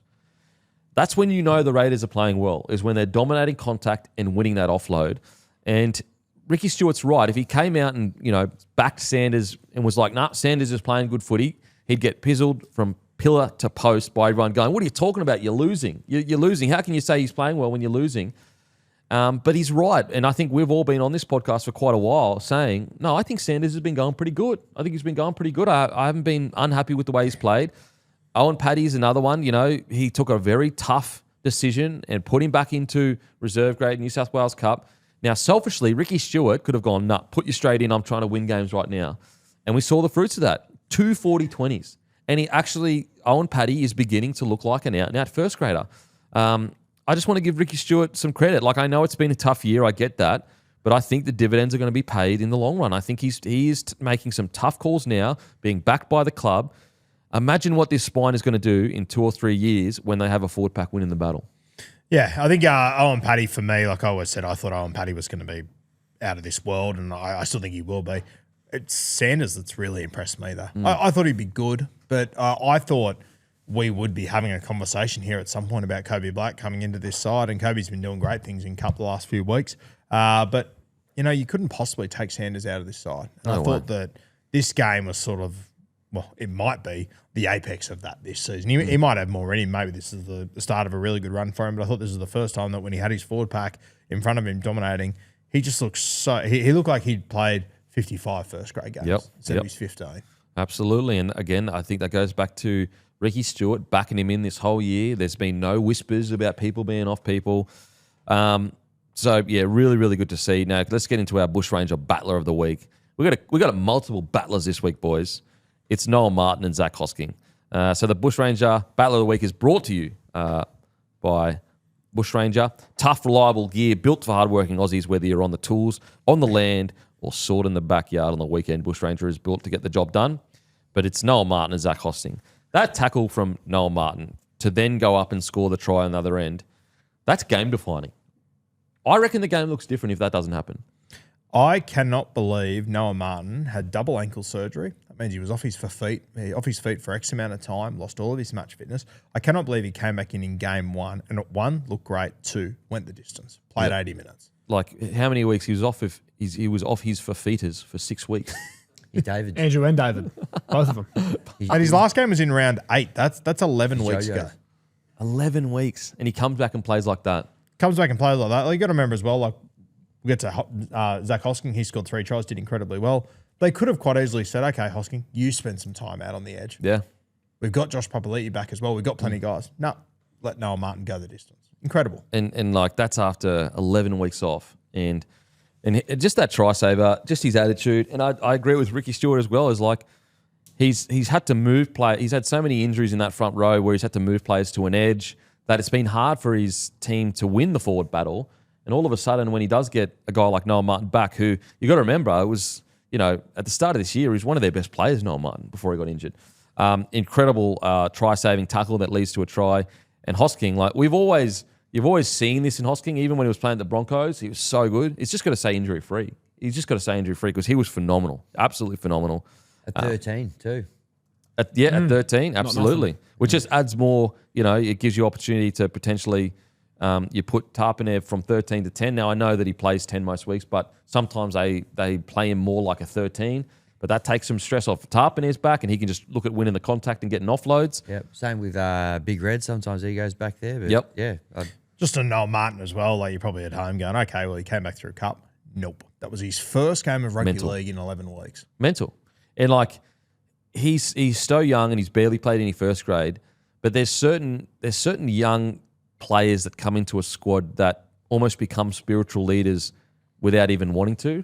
And I feel like Noah Martin is that for the Raiders. Now, I'm not saying he's a senior player. I'm not saying that, they all rely on him to be there, but there are certain personality types and just looks of a bloke that when he gets on the field and does certain things like that try saver, the boys get around him. Like, he lifts the boys. Obviously, Big Red is one of them for the Raiders as well. He's a bit of a senior player now, but you can tell the boys in that Raiders side, they get around Noah Martin.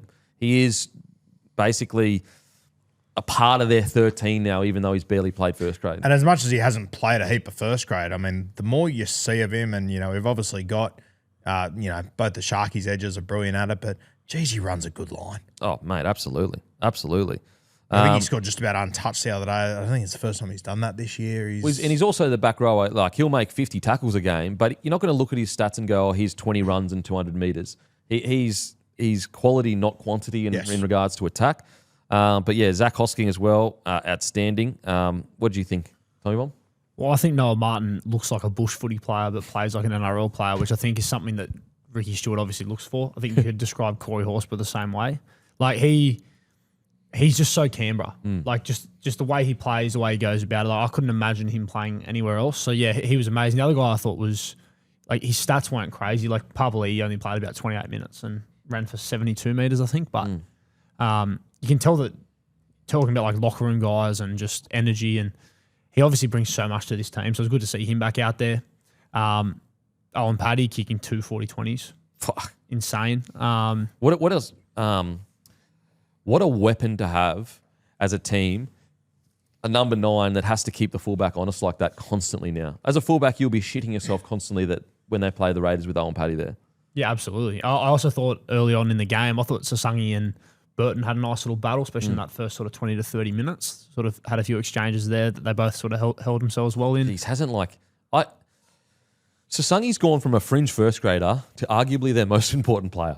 Like, he is so important to locking up their edge defense. It's actually insane. Yeah, and I think, he's a good example of this, but hearing Ricky's comments post-game, I was sort of sitting there and I thought, if I was a Raiders fan, how would I feel? Like, would I be frustrated because I'm like, fuck, look at what we can do? But I think when you do weigh up the injuries they've had and the disruption. And the youth of the players. Youth, like, fuck, like, and, last year they had Jamal Fogarty.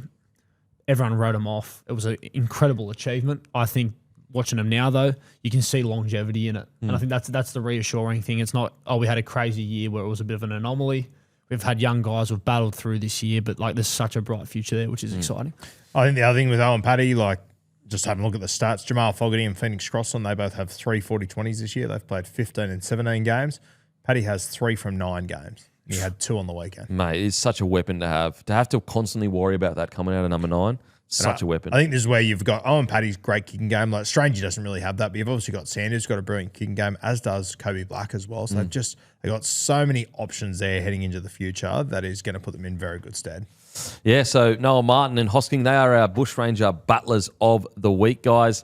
This is all proudly brought to you by Bushranger Power Equipment. Tough, reliable gear built for hardworking Aussies who get stuck in and get the job done. And a massive thank you to Bushranger for partnering with the show. Really do appreciate it. Now it's time for the NordVPN Defense Player of the Week, which was Martin's tackle on Renakama. Unbelievable tackle. Huge play. Unbelievable tackle. So NordVPN Defense Player of the Week is back for 26. I was overseas before the season started and used NordVPN myself, sporting events and TV shows, movies, you name it. I watched it like I was back home, which was super convenient. Another great feature is you can switch your virtual location to so many different places in the world. This allows you to save money by purchasing flights, hotels, subscriptions from other countries at a cheaper price. It's also super safe. NordVPN provides you with privacy online, leaving no digital footprint by hiding your IP address. It's like wearing an invisibility cloak online. To get the best discount off your NordVPN plan, go to nordvpn.com/bloke. Our link will also give you 4 extra months on a 2-year plan, and there's no risk with Nord's 30-day money-back guarantee. The link is in the podcast episode description box. Now, All right, let's get into the rest of the boys. Players. Just before we do, quickly, guess who's leading New South Wales Cup for 40-20s? Kobe Black. Owen Paddy. Oh, 3 40-20s from 8 games. So from 17 games this year across NRL and Cup, he's hit 6 40-20s. They're so hard to kick too, eh? At a dummy half too. Yeah, but just like generally, like if you kicked one in your Like if you kicked one at at like Birchgrove Oval or something. yeah, it'd be so hard to do. It'd be really hard to do. You're right. fucking spare me. Why would you boys bring that up? I tell you what, like that extra weapon. If you have to worry about, let's just say, I don't know, 6 40-20s a season, like that's fucking. And it might impact the number 9 role going forward, where it's like, no, we need you to have this in your weapon, your arsenal going forward, if it can become a thing. I'll tell you, I didn't know they had 40-20s in Mod League.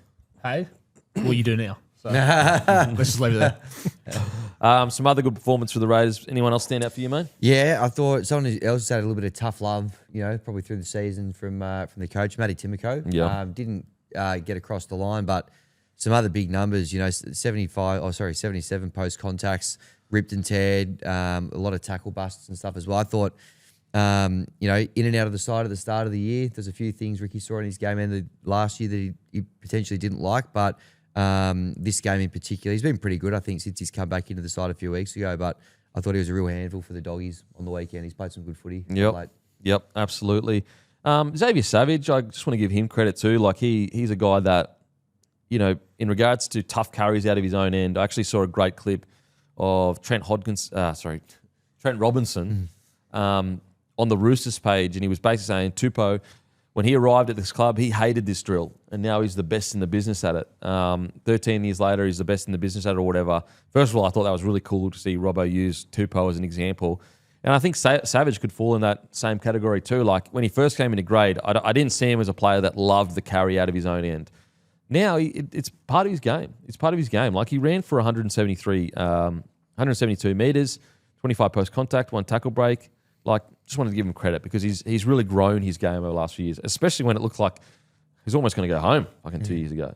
And you spoke at it earlier, but I just think the Raiders, they are at their best when they are offloading the football, and they've got a team that is built to play second phase footy with guys like him, Simi Sasungi, Hudson Young, like Ethan Strange. They're tape nightmares that you just can't prepare for. You've just got to white knuckle and hold the fuck on with these guys. And it does frustrate me sometimes when I watch the Raiders, and I've watched them during the season. They're not offloading the football. They're not taking risks. But I assume that is just Ricky saying to them, hey, you've got these young halves, bring them into first grade, control possession. But there is no doubt whatsoever they are playing their best footy when they're offloading the footy. Yeah, it's their brand of footy. It really is. Onto the Doggies. Wow. Yeah, tough night. Just when you think they've turned things around, they come out and put on this kind of performance. I was a little bit surprised at, like I thought Ciro would be in the press conference a bit more, I guess, disappointed with it, but he seemed like he more felt like a few things just didn't kind of bounce their way, and if that had happened, the game's a bit closer. But like it essentially has ended their season. Unless a miracle happens. I guess what do we make of the Dogs? The concerning thing for the Dogs for me is like, who are they recruiting next year? Unfortunately, Mitch Woods in reserve grade has done his hammy again, to my understanding. Yep. So like that is, you almost have to say, listen, don't even think about first grade at the moment. We just need to get you back on the field. Don't have that pressure on you. So Conti is another guy that's coming through. But the problem is it's not really just their halves it's an issue. They just don't look like the side they were. Sorry to put the boots in Bulldogs fans, but this game reminded me of about a year ago when, you got done in the first half by the Raiders. It was like 20-0 or whatever it was. Second half, you come back and you win that game. And I remember around that time, there were stories getting leaked about Toby Sexton, and there were people at the Dogs that weren't really happy with the way he led the team in those moments. And like, as I said, sorry to put the boot in, but think about how far the club has fallen since that moment. And you know what? Like, even the last 5 or 6 weeks, like, I don't even know if I'd go as far as say they'd won games. They still weren't that impressive. They were gutsy. They were gutsy, sure, but they were. I mean, like, you even have a look, like, what, you guys beat them by 8 points or so, 6 points or something, West Tigers. The week after that, they played Parramatta. They won 14 points to 12. Parramatta didn't get out of their own 30 for the first 60 minutes of the game. They almost lost that one. With all due respect to the Manly halves, if they would have just iced that game, they win that one as well. Like, I wonder if part of Serrato's, the way he carried himself in that press conference was him knowing that, this ended our season, but this was ended a long time. It was coming, yeah. I just... I'll speak broadly and then I'll get to Rinakama, but thoughts on the game, mate? Yeah, pretty frustrating, obviously. I thought it's kind of comical to me, though, that, like, we've spoken a lot about their attack, as has everyone, but it was noticeable to me that Galvin ran for significantly less meters and took the line a lot less in this game than he has over the last sort of month or even this season, or since he arrived, really. I thought their attack suffered more as a result of that, though. Throw in the Critter injury, and to your point, Roo, to be honest, like, it is disappointing because last year, all the way through until when they were leading the comp and made that change, like, they were impressive. Their defense was almost unbreakable. There was questions around their attack, but they were winning games in a very impressive clinical fashion. Like, that hasn't been the case all year. So even though if mathematically that ends their opportunity or makes it near impossible, I didn't really think they were going to play finals anyway. So, yeah. You know what's bizarre is they had more line breaks than the Raiders, and they lost 40-16. Yeah, it's crazy. Jesus. So they had more line breaks? Yeah, they had more line breaks. Well, and I mean, 40-16 is, it was 40-6 with 10 minutes to go. Yeah, like it was a couple of... I just want to talk about Rinakama because obviously I've seen, on the internet, people talking a lot of negativity about him. Yes, did he have a tough game? He did. Under the high ball, he was isolated and they kept going at him. But I tell you what, as a 20-year-old, to have the mental toughness to still have 20 runs, 183 metres, 63 post contact, 3 tackle breaks, a line break, like, I just want to give him a rap for staying in that game. Now, I'm not sitting here saying he had a great game or whatever, but I tell you what, a rookie to have that kind of mental toughness, that's a good sign. That is a good sign because if you actually look at their outside backs, Connor Tracy, he ran for 116 metres. Kiraz, 117 metres. Burton, 53 metres. Critter, 15. Galvin, 81. Max King, 98. Leo Thompson, 74. Josh Curran, 49. Salmon, 137. For a kid that had such a bad game, he still ran for the most metres of any Bulldog in the side. And so I just wanted to just give him a bit of a rap for hanging in there even though things weren't going his way. And, on the other side of the park too, credit to Ethan Sanders. Like, how often do you see an opposition, who has a spot that you can see they can target that, and they're just not able to get to it. They're not able to really drive the nail into it. Sanders just picked him out all fucking day. But I just think that, like, yes, if you're a Bulldogs fan, you can be frustrated about the errors. But why is a rookie running for 183 metres having 20 runs? What are the rest of the boys doing? Yeah, it's funny. I reckon there was an interesting moment with him when Critter rolled a kick in, and him and Birdo sort of both went for it. Well, without Birdo going pulled for out of it. Yeah, he pulled out thinking Jethro was going for it. And anyway, Critter runs over and goes like, fuck, Jeff. Sprays him, but also doesn't really spray him. Just it was frustration in the moment. Then other side of half time, he puts up a kick. Jethro comes down with it. He'd already made a few errors by that point, and Critter came over, really got around him and celebrated the moment with him. And I think last year, like Bulldogs fans know how valuable Critter is to their side as a leader, obviously. And last year, watching the turnaround that they had, it was obvious. But I think I wonder, if he ends up being out for a while now, or where would they be without him? Because even for a young guy like Jethro, he's got so much potential. He's so young, like you said. He gets through a heap of work out of his own end. How much of it is Critter carrying this side in terms of bringing the boys together and keeping them in it? We're going to see if he's out this week. I did think when Sean O'Sullivan came on the field, that looks pretty good. He was impressive, yeah. Now, when asked about that, Seraldo immediately said, "Well, actually, we made here's a bunch of times we got across the try line 3 or 4 times and didn't convert, whereas the Raiders got across the try line and did convert." So, alluding to the fact that there was no difference. But yeah, like you're right. Like Critter is carrying this team. I mean, he's paid to carry the team, I guess, as well. Of course, yeah. But yeah, I just think that a lot of negativities, a lot of negative comments are focused on Rinakama, the 20-year-old, when in reality, like I think there's other players you could look at and say, what's doing, not a rookie. A little bit surprised at Connor Tracy only running for 116 metres. I think the concerning thing for Connor Tracy is like, if you're not going to be the most creative fullback and your MO is, heaps of runs and metres or whatever, you can't afford to have a quiet game like that because you're not offering what you're supposed to be in the side to offer. Kiraz, I don't know what's going on there. He's clearly, I feel like he is injured, clearly. He's been injured for months now. So it's just like, at what point do you go, mate, get your body right? Burton only running for 53 metres. That's strange, like considering how good he's looked in the last few weeks. I wonder what the preparation was like. Did he train him too hard? Like, was the load too much during the week? Because this is a flat performance from the Dogs. And I know Seraldo has said we fell over the try line a few times, but like you still lost 40 to bloody 16. Yeah. And I was huge on him when he arrived to the club, obviously. But in this game against Tarp and Horse, bro, like, they needed Leo Thompson to stand up. Just didn't in this game. Max King was quiet as well, to be fair. It wasn't just Leo, but yeah, I really thought Leo was going to be a huge needle mover for this side. He just hasn't lived up to it so far. Mate, there was a missed tackle late in the game. That was just one, like, yes. Yeah. Wow. You just can't. And that's why I just wonder, like, is that if they're all looking flat, is their preparation not good? Season on the line, got momentum, got some wins, and they pull out that performance. Like, yeah, I'm not sure. Anything on the Doggies, mate? No, not ideal. You'd hope that they wouldn't. They had a bye the week before, so they should be coming in fresh, really.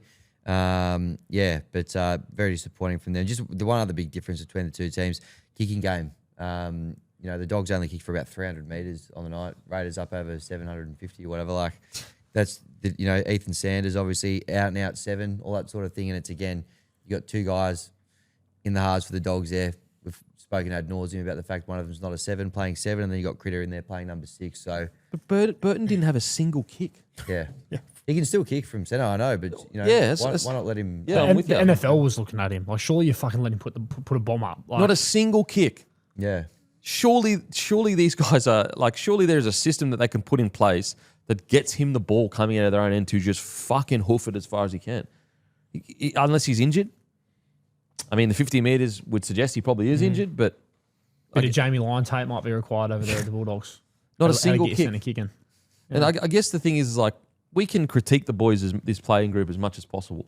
But this is a making of their administration. Like, this is a making of their roster management. Like, they forced the Bailey Hayward thing, who I thought he was great a few weeks ago, but that hasn't worked. But they forced it. Like, everyone was sitting here going, look, he can cover for a few weeks, but he is a utility or a 13. They forced the Galvin and Burton thing. They're now forcing this Critter thing, which is relatively good. Like, Critter's still super stilky, but it's not his best position. And so now you've got a guy like Critter who doesn't have a long kicking game. He has a great short kicking game. We'll give him that. Unbelievable. You've got Galvin who doesn't have a long kicking game. And then you got Burton, who's got the longest kicking game in the comp, essentially, not kicking any balls. Like, how's that a player's fault that this is being set up like this by the higher ups? And it's hard to work out. Like, are they being given the best tools at their disposal to win a match of footy? And then, O'Sullivan comes on, and I'm not talking about O'Sullivan like he's the savior. I'm not like he's just this gun that just hasn't been given an opportunity. Sean O'Sullivan has been given plenty of opportunities at other clubs and it just hasn't worked out where he can get consistent starting footy. But at the moment, it's like, surely you just go back to a conservative 7 that can just kick him around the park and do a job. They also looked most creative when he was on the field on the weekend. Well, that's the thing, but you say that to Serraldo and he says, well, actually, we fell over the line earlier in the game, so creatively we weren't struggling. But I think they do look much better when Sean O'Sullivan was on the field. They looked miles better. And, that's the other thing. They looked miles better when Critter was in the halves too, because he's just more instinctive and he's more of a threat himself. And he speaks, he talks, he's a talker. So is O'Sullivan. Sean O'Sullivan's a talker as well. Yeah. How deflating though, last year to have the year finished, I think Dogs fans still would have been frustrated but had a lot of hope. Even the playing group. This has been such a shit show of a year. They're so far off what we know they're capable of as well. And that's the thing. I'm more than happy to critique the players. We've just sat there and critiqued some of the players. But how can we sit here and say that if we're going to say the players haven't played up to their potential this year or their ability, how can we sit there and say the administration have done their job in regards to roster management and recruitment and retention? We can't. These guys have not been given the tools, in my opinion, to win week in, week out. Yeah, especially I would be fucking livid if the Roosters did this, where you let a guy go, and when they let Toby Sexton go, it was more about how the team was going as opposed to I think most people could rationalise if they think they're getting this guy for 10 years, but it's still frustrating. Then the guy that you were going to have in the halves is now playing centres. The guy who's your centre is now playing 5'8". It's worlds away from what was sold to you when the whole thing happened. And the problem is I don't know what they do from here. They haven't recruited anyone for next year. This roster, right now, if they keep playing like this will be 2 years. Do you have to do a whole rebuild again? And if it isn't the case that, if this roster can bounce back, then you have to ask your questions, okay, what was happening at training each week for this to happen? Are they going to lean into Critter playing 5'8"? Are we going to see him have a full preseason there? Well, the word I'm getting is that Conte is now the guy. Conte will be the guy that steps up. At least the whispers that I'm getting. Conte's the guy, Galvin to 6, but Critter back to centre to a degree, I guess. Isn't it so interesting even this weekend in reserve grade though? Conte played 5'8", Mitch Woods came straight in at halfback. That's what I mean. They've pushed that so hard, that Mitch Wood thing. They have truly... I feel sorry for the kid. And to be fair, he looked great when he was on the field. He's a gun. Yeah. He's a gun. But I feel sorry for him because it's they have really banked everything on Mitch Wood being a gun. How is that good roster management, being that reliant on a guy that hasn't played first grade yet? Yeah. And it's no knock on Mitch Wood at all. He's a gun. I actually think it's not fair on Mitch Wood to put this much pressure on him. So unfair. And the problem is now, is Conte coming through. If he doesn't come and kill it, he will get hounded. Because guess what? We're all sitting here. Every Bulldogs fan is sitting here. Whoever comes into that 7 jersey has to be the saviour. I just think it's poor. I really think mistakes have been made in regards to it's interesting that now you've put so much pressure on that halfback jersey, as you're saying. If Sanders came into this Bulldogs side, did what he did this year, would it be enough? I don't reckon it probably would. Yeah, I don't think so. Again, I don't think so. I think it's almost a bit of a poison chalice unless you're a future GOAT coming in, because your forward packs, it does win. That's a tough thing. They do win battles, that forward pack, and they do camp teams down their edge. So I guess the last piece of the puzzle is a 7 that can be creative, but it's still too much pressure to put on a rookie. Anyway, we'll see, but yeah, tough year. Alrighty, on to the next game. Roosters defeat the Eels 28-12. 28-12. Actually, relatively close game the first half, and you're thinking, okay, this is the gutsy Eels that we've come to know. Unfortunately, I guess some errors towards the end or whatever, and then the Roosters had some big plays. I'm not too disappointed with the Eels with this. The Roosters are supposed to be heavyweights. I still need a bit more from the Roosters. I want them to be a little bit more clinical if they're going to be a big dog towards the end of the year, but I'm not too critical. They won 28-12. The Eels did beat Manly last week. So, a bit of a... I didn't learn that much from this game, I'll put it that way. First things first, those Roosters jerseys were out of this world. Yes. So Names on the back, even just little details around the sponsors being a little bit faded. They saw a thing on social media that they, on the numbers they had on the back, they like imprinted like little spots on them, so it looked like the old numbers that were sort of, like just all the little details were just unreal by the Roosters. That was sensational to see, and obviously the theatre around Tupou and scored a hat-trick in this game, but just all the compliments that came for Tupou throughout the commentary and all that sort of stuff, and the way the Roosters did it out there. Full credit to him. He really is just an absolute fucking champion of our game, Tupou. Yeah, let's get into it. Daniel Tupou off the bat gets a hat-trick in his 300th game. You're right, mate. He is a champion of our game, and I hope in this last year or two or however long it is of his career, he finally gets the credit for how good he is. As I said earlier in the show, I saw a clip from Trent Robinson, and they were doing a drill, I think, that was coming out of your own end, having to do the tough carries. And Trent Robinson said, Tupou, 13 years ago, hated this drill. He hated this part of the game. 13 years later, he loves it, and he's one of the best in the business at it. And he's absolutely right. Like, this part of the game, all the tougher stuff and the even just consistency with Tupou had to work towards it. He has truly made himself one of the best wingers, and I'd honestly say the most underrated winger at the very least of his generation, maybe of all time. His third most try scores a hat-trick in his 300th game, runs for 203 metres. Like, that's a thing. Tupou is the third highest try scorer of all time, and yet that's not even the biggest strength of his game. It's the meter eating, which he had to work at, which he wasn't even his biggest part of his game when he came into it. It's an incredible story and, a real win for one of the good guys. That hat-trick brings him to 11 tries for this season. This is the 13th season from the last 14 seasons. He scored double-digit tries. Mr. Consistency. Unbelievable. And again, genuinely unbelievable. That's not even his strongest. I think he's like averaging at the least 160 metres for the last 4 or 5 years. You know what as well too, like his first season in 2012 when he came in, he only played 3 games. He scored 3 tries. So he was going to a try a game in his debut season. Ever since then, he's only had 1 season for less than double-digit tries, which is just honestly unbelievable for his career and what he's done. I think that they said in the commentary the other day, 60 tries off kicks. Wow. He's More got to than be a up there with quarter. one of the greatest cross-field bomb wingers ever. I think he probably is, realistically. Like maybe him in Israel, Xavier Coates. Yeah. But of just raw numbers and what you've, how many times you've gone up and come down with that ball and scored, he'd be number one by a distance. I think. Incredible. What do you reckon, Tommy Bomb?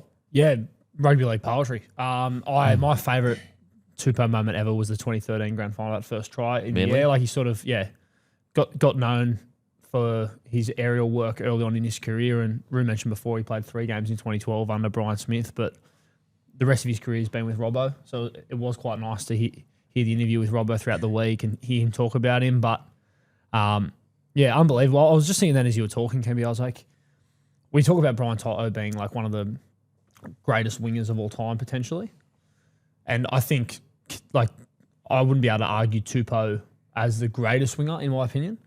Would you argue that he'd be on the Mount Rushmore though, or could you have that conversation? Like, who are the guys that you directly put in front of him? Like, I personally would just go straight away Brian Tupou's in front of him in terms of their Wendell? entire game. I'd go Wendell. I'd have Wendell? Brett Morris in front of him, I think. Morris. Ben was in front of him. Maybe a Semi Raja. Like longevity. definitely- obviously, It depends what you want to look at, whether Yeah, it's yeah. career or just... I'm talking career. Like, obviously, if we're talking about at their best and what they're capable of, like, I don't think he's in that conversation. But when you look at how long he's done what he's done for, how consistent he's been, like, there's not that many guys that stack up next to him. And I think as well, when you have a look at the key moments throughout his career that he probably doesn't get enough credit for, like the grand final against the Raiders, it was him that threw the ball back inside for James Sesko to score. Against the Manly Seagulls, it was him that jumped up over the top of David Williams to score a crucial try there as well. So when you look at actual career, 300 games, he's going to be the 3rd highest try scorer of all time. He's won 3 comps. There aren't that many. Obviously Brian has won the 4 comps last few years, 1 more comp than obviously what Tupou has won. But when you look at the whole substance and everything he's achieved and all that stuff, maybe there is an argument for Tupou. This is what I will say for sure. In my opinion, if he was up against any of those wingers, it wouldn't surprise me if he won the battle. Yes. Yeah. You know, so like I don't have him on the Mount Rushmore. I do have him as the most underrated winger of all time. I do have him as one of the best wingers of his generation for sure. Like in reality, like of this generation of the last 10 years or so, you'd probably go Tupou, BMOS and him, really. I'm sure we're missing someone, guys, so apologies, but this is just off the dome. But if you were to ask a random person in the street, they wouldn't say that. And that's why I think he's underrated, you know. Even if you look at his stats, like there hasn't been a single year where he's averaged less than 100 metres. You go as far back as 10 years ago. So there was, in the early part of his career, 135 metres. Then it just jumped straight up. 163 metres, 171 metres, 181, 180, 156, 182, 168. Exactly 168 again, and then 163 so far this year.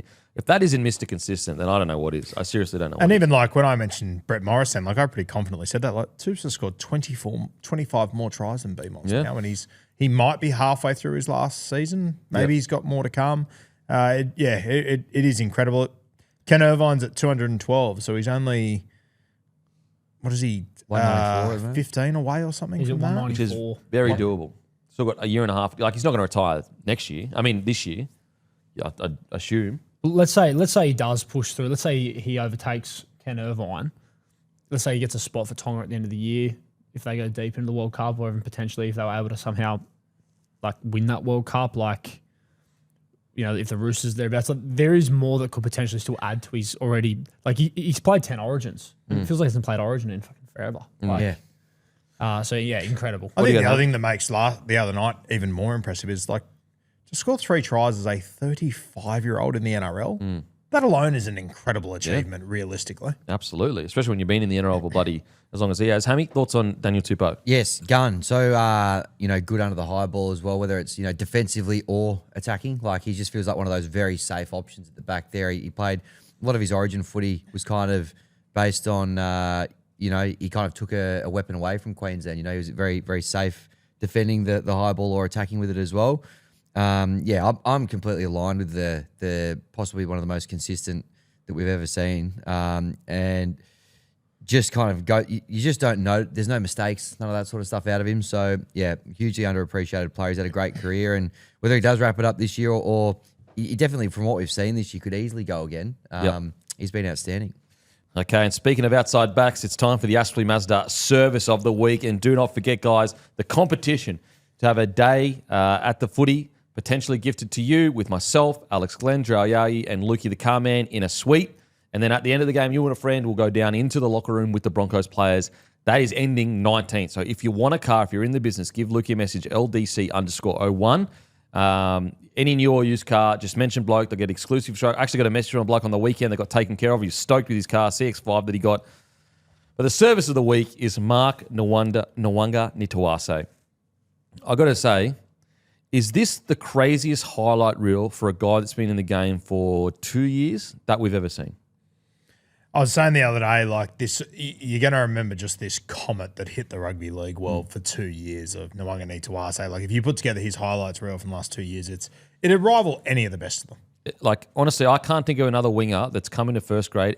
Like Semi Radradra was in for longer, but has like one of those plays he's done is an all-time great play. Yep. One of them. He's had about 4 of them. Like the flick pass he did on the weekend was unbelievable. It's not even the best. Would it be in his top 3?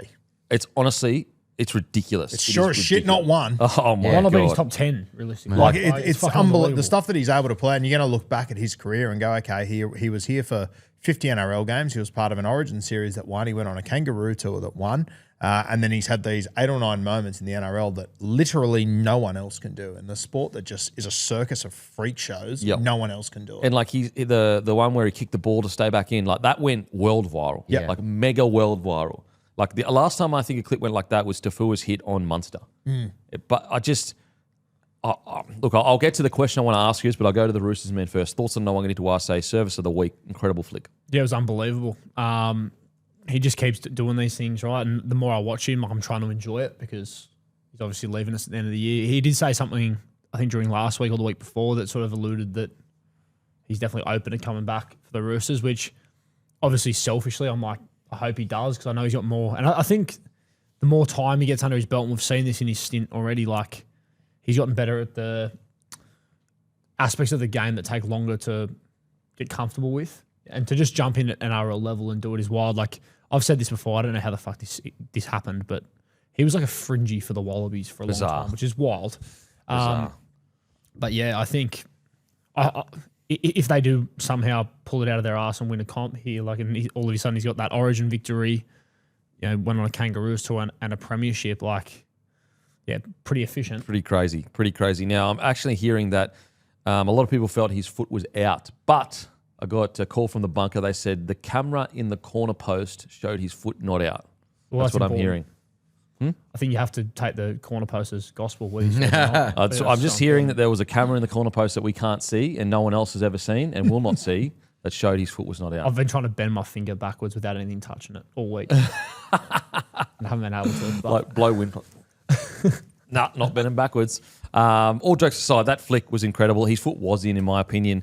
But that's the service of the week. It's Nwanga Tuwase. And the question I want to pose to you, a lovely gentleman, with a guy like Nwanga Tuwase, we keep talking all the time about appealing to the casual fan and the wider audience. And I guess that's always alluding to the viral clip, you know, that we're looking for highlights. And we've made all these rule changes for the highlights, for Instagram, for Facebook, for all that stuff, TikTok.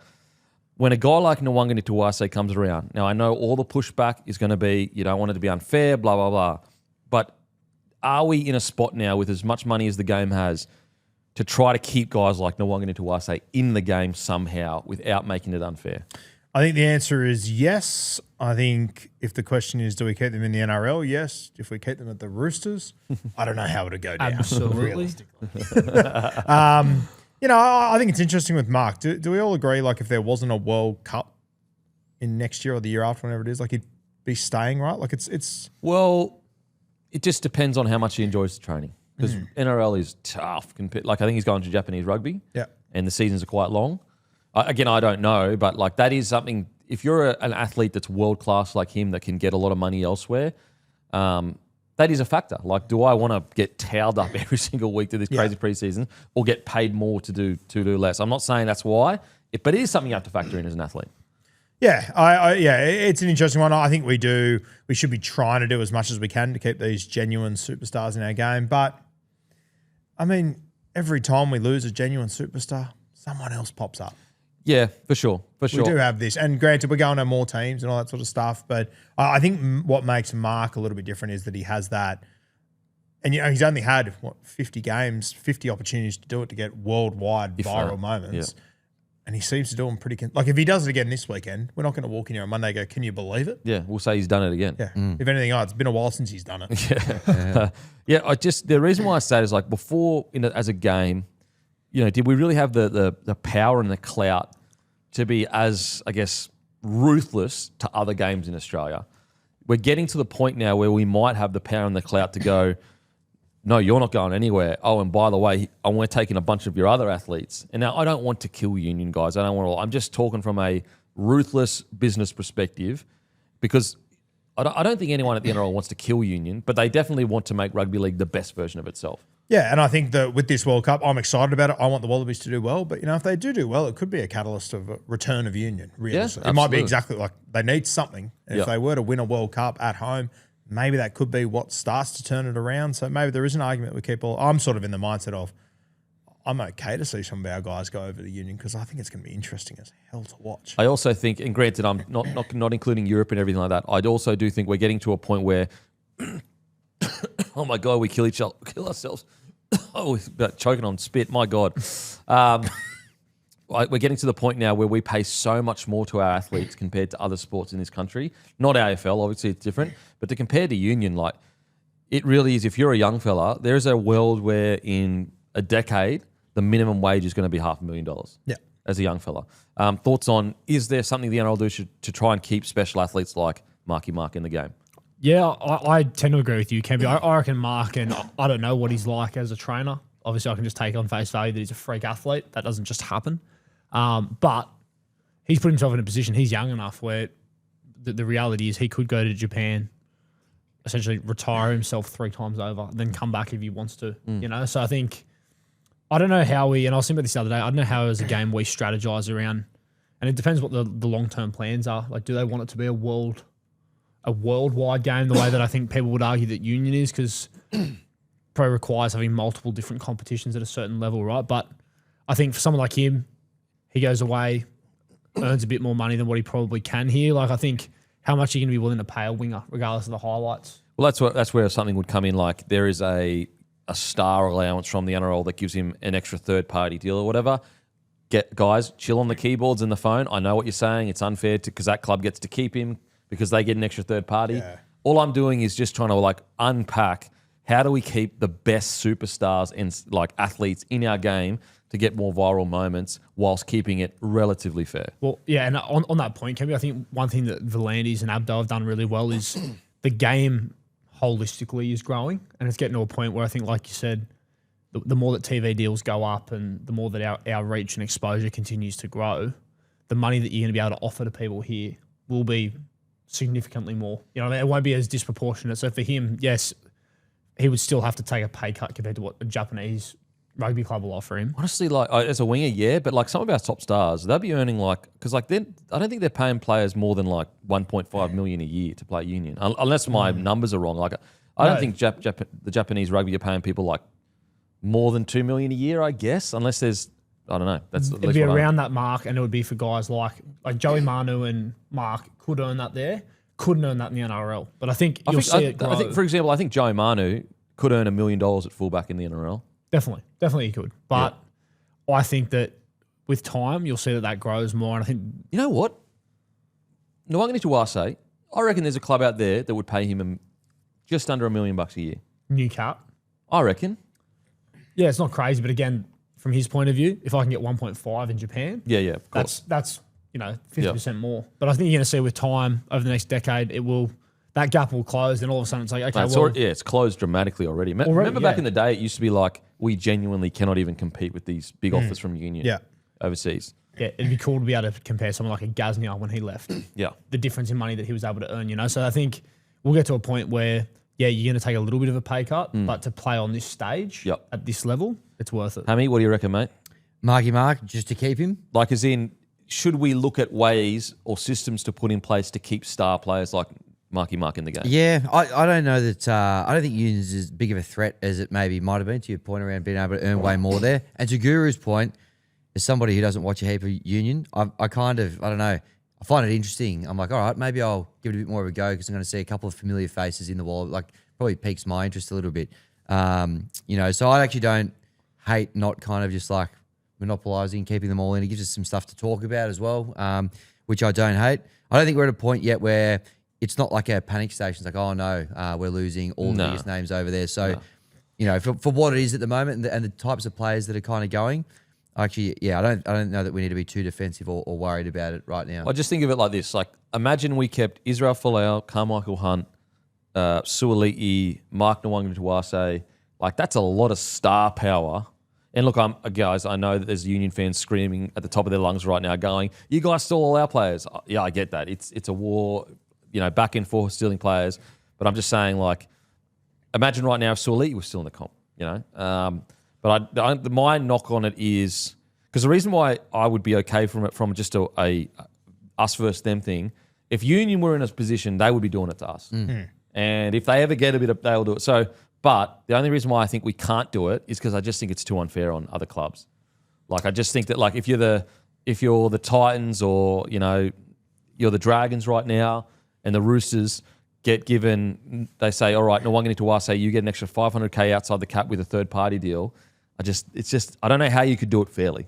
Yeah, I think the Roosters would benefit massively. Hugely. Yes. Like with the star. So 'cause the other thing is, if you're going to play Union, you're going to live in Japan, France, like these unbelievable life experiences that you can live in other places and all this sort of stuff. Like, I think you would end up seeing the Roosters of the world get the big advantage there, without a doubt. But it's, again, I wonder whether we're getting to such a dominant position as a game where we might be throwing our weight around a little bit to go, we get all the best athletes. It's not even a question anymore. Yeah, I will say this, like, and I coach Union, I played it, I want Union to do well at the same time. But fuck, like, watching Joey Suoli'i go over there, like, he's like the most expensive lead runner in the world. Like, they barely give him the ball. So, like, if Mark goes and plays for the Wallabies, like, I want to see him get the footy and get the opportunity, like, especially off, like, because of the differences in the game. Like when you kick return, like the freedom that you've got as someone like him, what you're able to do. So I hope we actually get to see Mark things in Union. And guys, so that was a service of the week, that incredible flick pass. If you need a car, Asprey Mazda's the way to go. Also, if you need finance, Lukey is a finance man. Any deal, any budget, all credit welcome. Australia-wide, give Lukey a DM. Plenty of people have used Lukey, guys. Everyone that I speak to that has bought a car off Lukey, they have said it's the best in the biz. So trust me, if you need a car, wherever it's from, message Lukey. He'll take care of you. LDC_01. Okay, in regards to the game, guys, I just thought, again, it was that first half where there was a lot of error count for the Roosters, which they need to sort out. I'm not writing them off by any stretch. I just want to see 3 or 4 games, one after the other, of high completion rate, high quality footy from the Roosters. In the end, their class won out. In regards to individual performances, another really good feel-good story. I thought Cody Ramsey was great, man. I thought he was so good. All energy, very dangerous with the ball.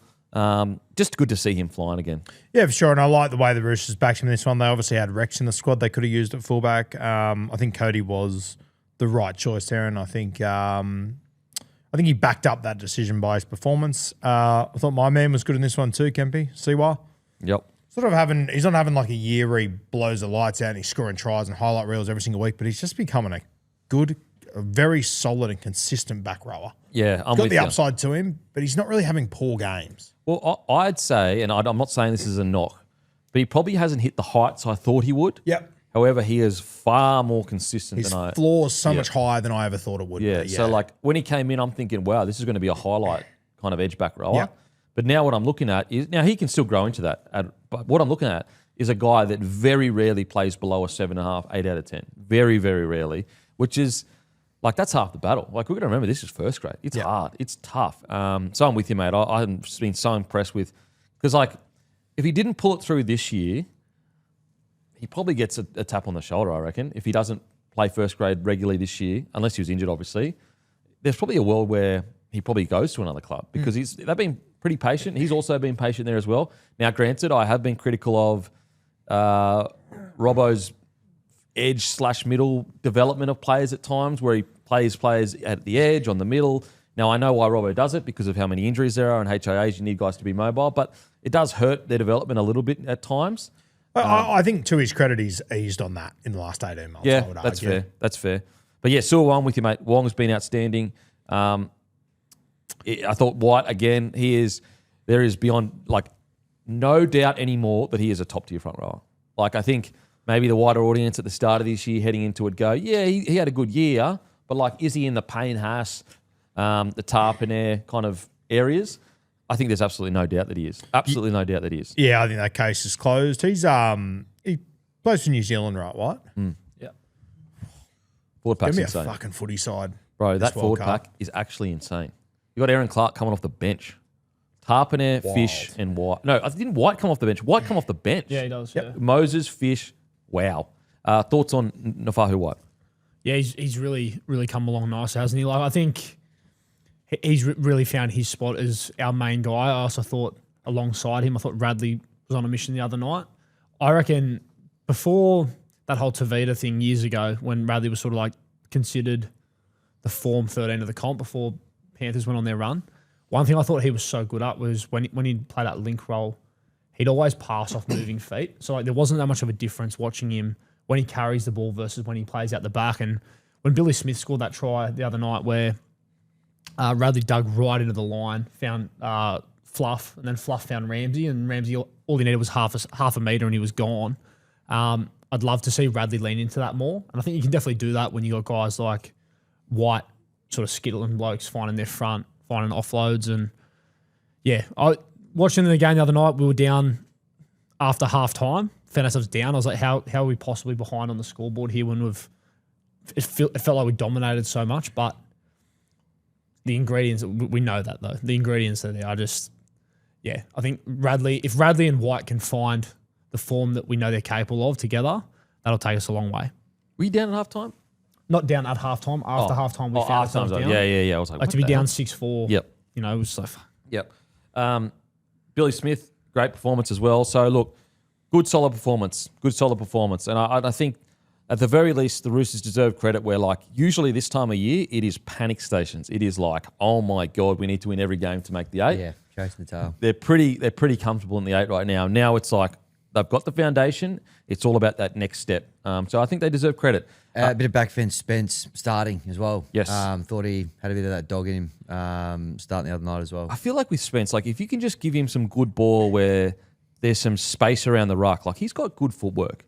Like for a big boy, he's explosive, good footwork. And I just wonder does he get put in good enough positions often enough or enough time to kind of do that? Now, granted, it's been his own form that's probably stopped him from getting more minutes.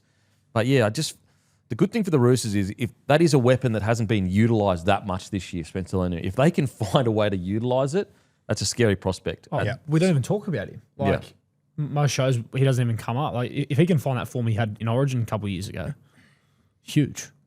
Okay, on to the Eels. Look, gutsy, but I will say, just like the first half, they completed like 69% or something like that. And if you're the Eels, you are not going to win games against teams like the Roosters, completing so low. Like it's really they actually played incredibly well considering how little they held the ball.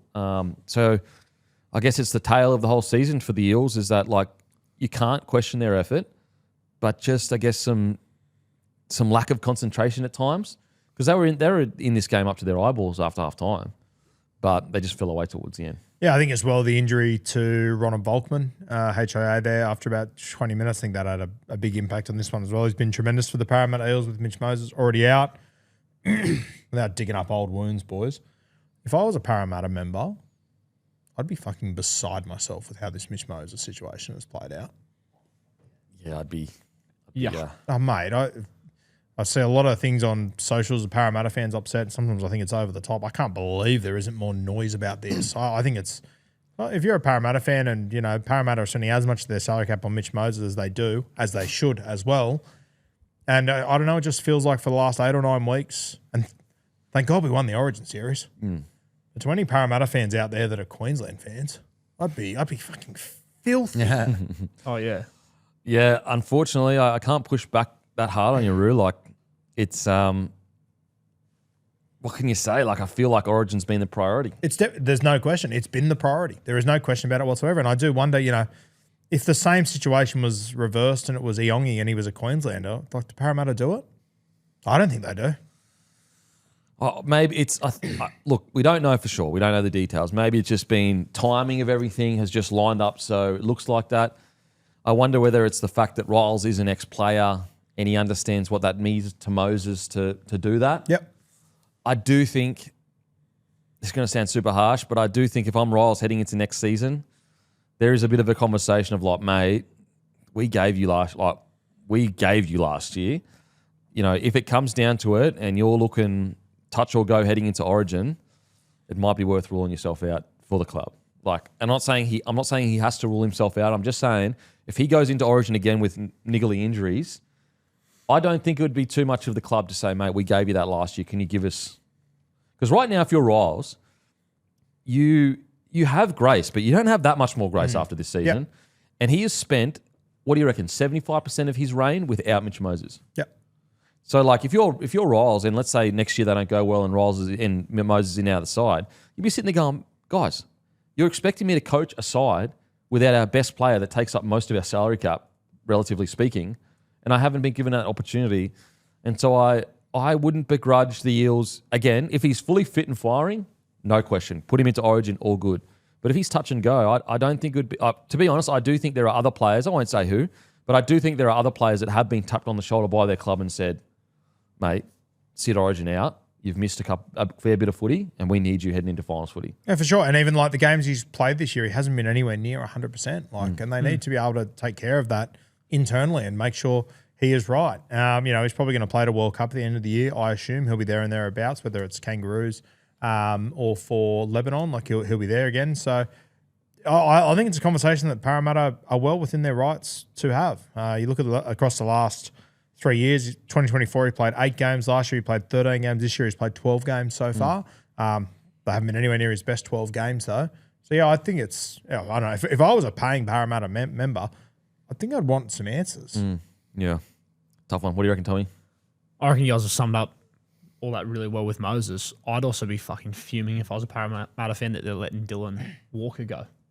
Yeah, what's going on with that? I can't fucking Bizarre. believe it. I thought in this game, he almost single-handedly kept them in it for as long as they were in What it. about how he clearly gets head high, no penalty? The replay shows everything, no penalty, and then exact same tackle happens to the Roosters in the second half and penalty immediately.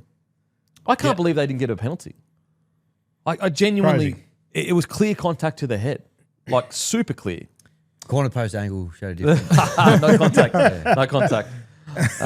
Yeah, he that was a rort, and I'm a Roosters fan. I thought that was a joke, but he just did such a good job multiple times of getting a DCE, bringing him out of the line. Like there was a line break that he set up where they went through. They didn't score off the back of it, but then even like the Joe Ashwapali try, he puts Jack Williams straight through. Like, yeah, I can't believe they're letting go of him. And I know they're trying to free up space potentially for some other moves that are sort of in talks at the moment, but I still think you could have kept him in this side and think he's worth it, whatever he's I think you asking. lose a lot when he's gone. Like I don't see who in that squad's going to replace what he does. No, like, yeah. Well, mate, who in the game does what he does? At It's the true. moment? What? It's true. And he would have probably stayed for cheap. Another quick shout out before we move on. I thought Jack Williams tried his absolute backside out. I really did. He's been such a good signing. Oh, mate, far out. And just with all the injuries that they've had, that's another thing. Like, you've got to give the Eels a fair bit of credit. Like, they are still missing so many players. And 28-12 to a top four side right now, regardless of how you feel if they're premiership threats or not, they're a top four side right now. I don't think that's too... The fact that we're in this game up until the 50th minute, I think it's a pretty good knock from the Eels. I really do. Yep, agreed. Just quickly on Parramatta, they're picking Harrison Edwards. He's playing a bit of 9. Should Riley Smith just be there? I don't know what's going on with Riley Smith. Something's doing there. The only thing I can think of is they're trying to move him on. And I think that, you know, when Talon De Silva got signed, we all sat here and said, holy shit, if you're Riley Smith, you're sitting there going, oh, wow, that doesn't look good for me. He came out and said, no, spoke to the club. Unfortunately, I think that maybe the club was not necessarily giving the full vision of what they saw happening because I think this was always on the card. As soon as Talon De Silva signed for $600K, I feel like this was always on the cards. Jeez, Riley Smith would be a nice get for a number of clubs out there. Like, obviously, if you are PNG or Perth, they're sort of What are the obvious Tigers? ones. Tigers. With Appy's last couple of years, I know know he you got got the young fella through. coming through. Yeah. But even if, like, you know, if Mitch Kenny, if he goes to PNG or whatever, like, Mate. Penrith could bring him. Like, I think there is such a... that. I think he's a great bit of real estate. And you get him for peanuts too. You wouldn't have to break the bank. Like, I'm with you, mate. I'm with you. So look, gutsy effort from the Eels. They just need to sort out their completion rate, especially in the first half. They give themselves no chance. Rabbitohs defeat the Knights 26-24. 26-24. One of the great comebacks nearly mounted. Definitely one of the better performances from the Rabbitohs. That's for sure. I thought that they, really delivered for Jai Arrow's world's biggest birthday party, which was awesome to see. Yeah, I mean, some of your usuals. Tallis Duncan was phenomenal. Knights, on the other hand, I think they'll be really disappointed, not necessarily with the loss, but more just the fact that when they wanted to turn it on, they did. Now, you could argue, is that evidence that they need to, test their hand a little bit more and be a bit more free-flowing? I just think that if they'll almost be more disappointed because they came back in the last 15 minutes because it suggests that, well, when we're on, we can score points rather than we just had an off day. However, good win for the Rabbitohs, exactly what they needed.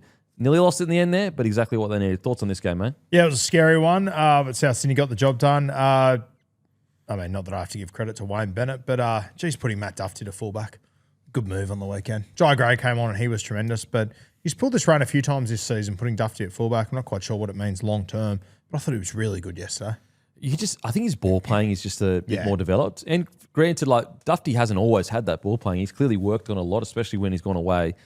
But I do think because he offers similar to what Jai Gray offers running-wise, I think that extra bit of ball playing, it might actually keep his spot, at least for... A big call, a guy that was leading the Dally M's the start of last year after 10 rounds or whatever.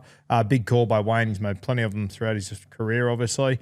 But yeah, I thought he was really good. I thought that the matchup between Tallis Duncan and Dane Gagai, I understand that Tallis got beat a couple of times sort of later in the game, but mate, he just gave Gags a bath with ball in hand. It was tough. It was a young bull versus, an experienced veteran. I got to say, just speaking on Dufty, mate, that try saver on the forward Crouch, I think, Yeah, Crouch. unbelievable. Like, I can't. It kind of sometimes because the commentators are focusing on different things, like if they don't make a big deal out of it, people just forget that it happened. That shouldn't happen. That was a front rower, 110 kilos, getting one-on-one brought down by a tiny Dufty, in comparatively speaking. It was outstanding, and that was after already an incredible pass from Dufty. It really does show you that sometimes we give up on players' careers a little bit too early, and as they get older and mature more, you see just a much better version. Because like Dufty, I'm telling you right now, the biggest issue with Dufty's NRL, I guess, persona or whatever, was the fact he wouldn't put his body in front at the Dragons. Like, he had plenty of skill set in attack, never been his issue. But then for his maturity to come as far as it has, where he is one-on-one taking down a front rower, like that's incredible. And credit to him too, because he could have, I guess, taken the easy route and stayed in, I say this respectfully, but the easy route, stayed in Super League, continued to carve it up. But he wanted to come back and challenge himself, and he's done exactly that, because he's absolutely NRL standard still, Dufty. Absolutely. Yeah, without a doubt. I think as well for South Sydney, lost Ewan Aitken after 15 minutes. He went off. I believe he was short on breath. Ewan Aitken, they had him on the ECG on the sideline and stuff. Yeah, I think it's okay. I don't know if it's all good. Yeah, but that was a bit. But so they lost their edge back rower, and then they also lost Dane Jennings as well, a winger. Like we sort of went through those stats last year when you lose an outside back in the first X amount of time, how much damage it can cause. Jai Gray obviously came on, but even Jai Gray coming on, you saw some of the memes and stuff getting around. What about that battle? Just bravery 101, isn't it? Yep. Yeah, it was. Yeah.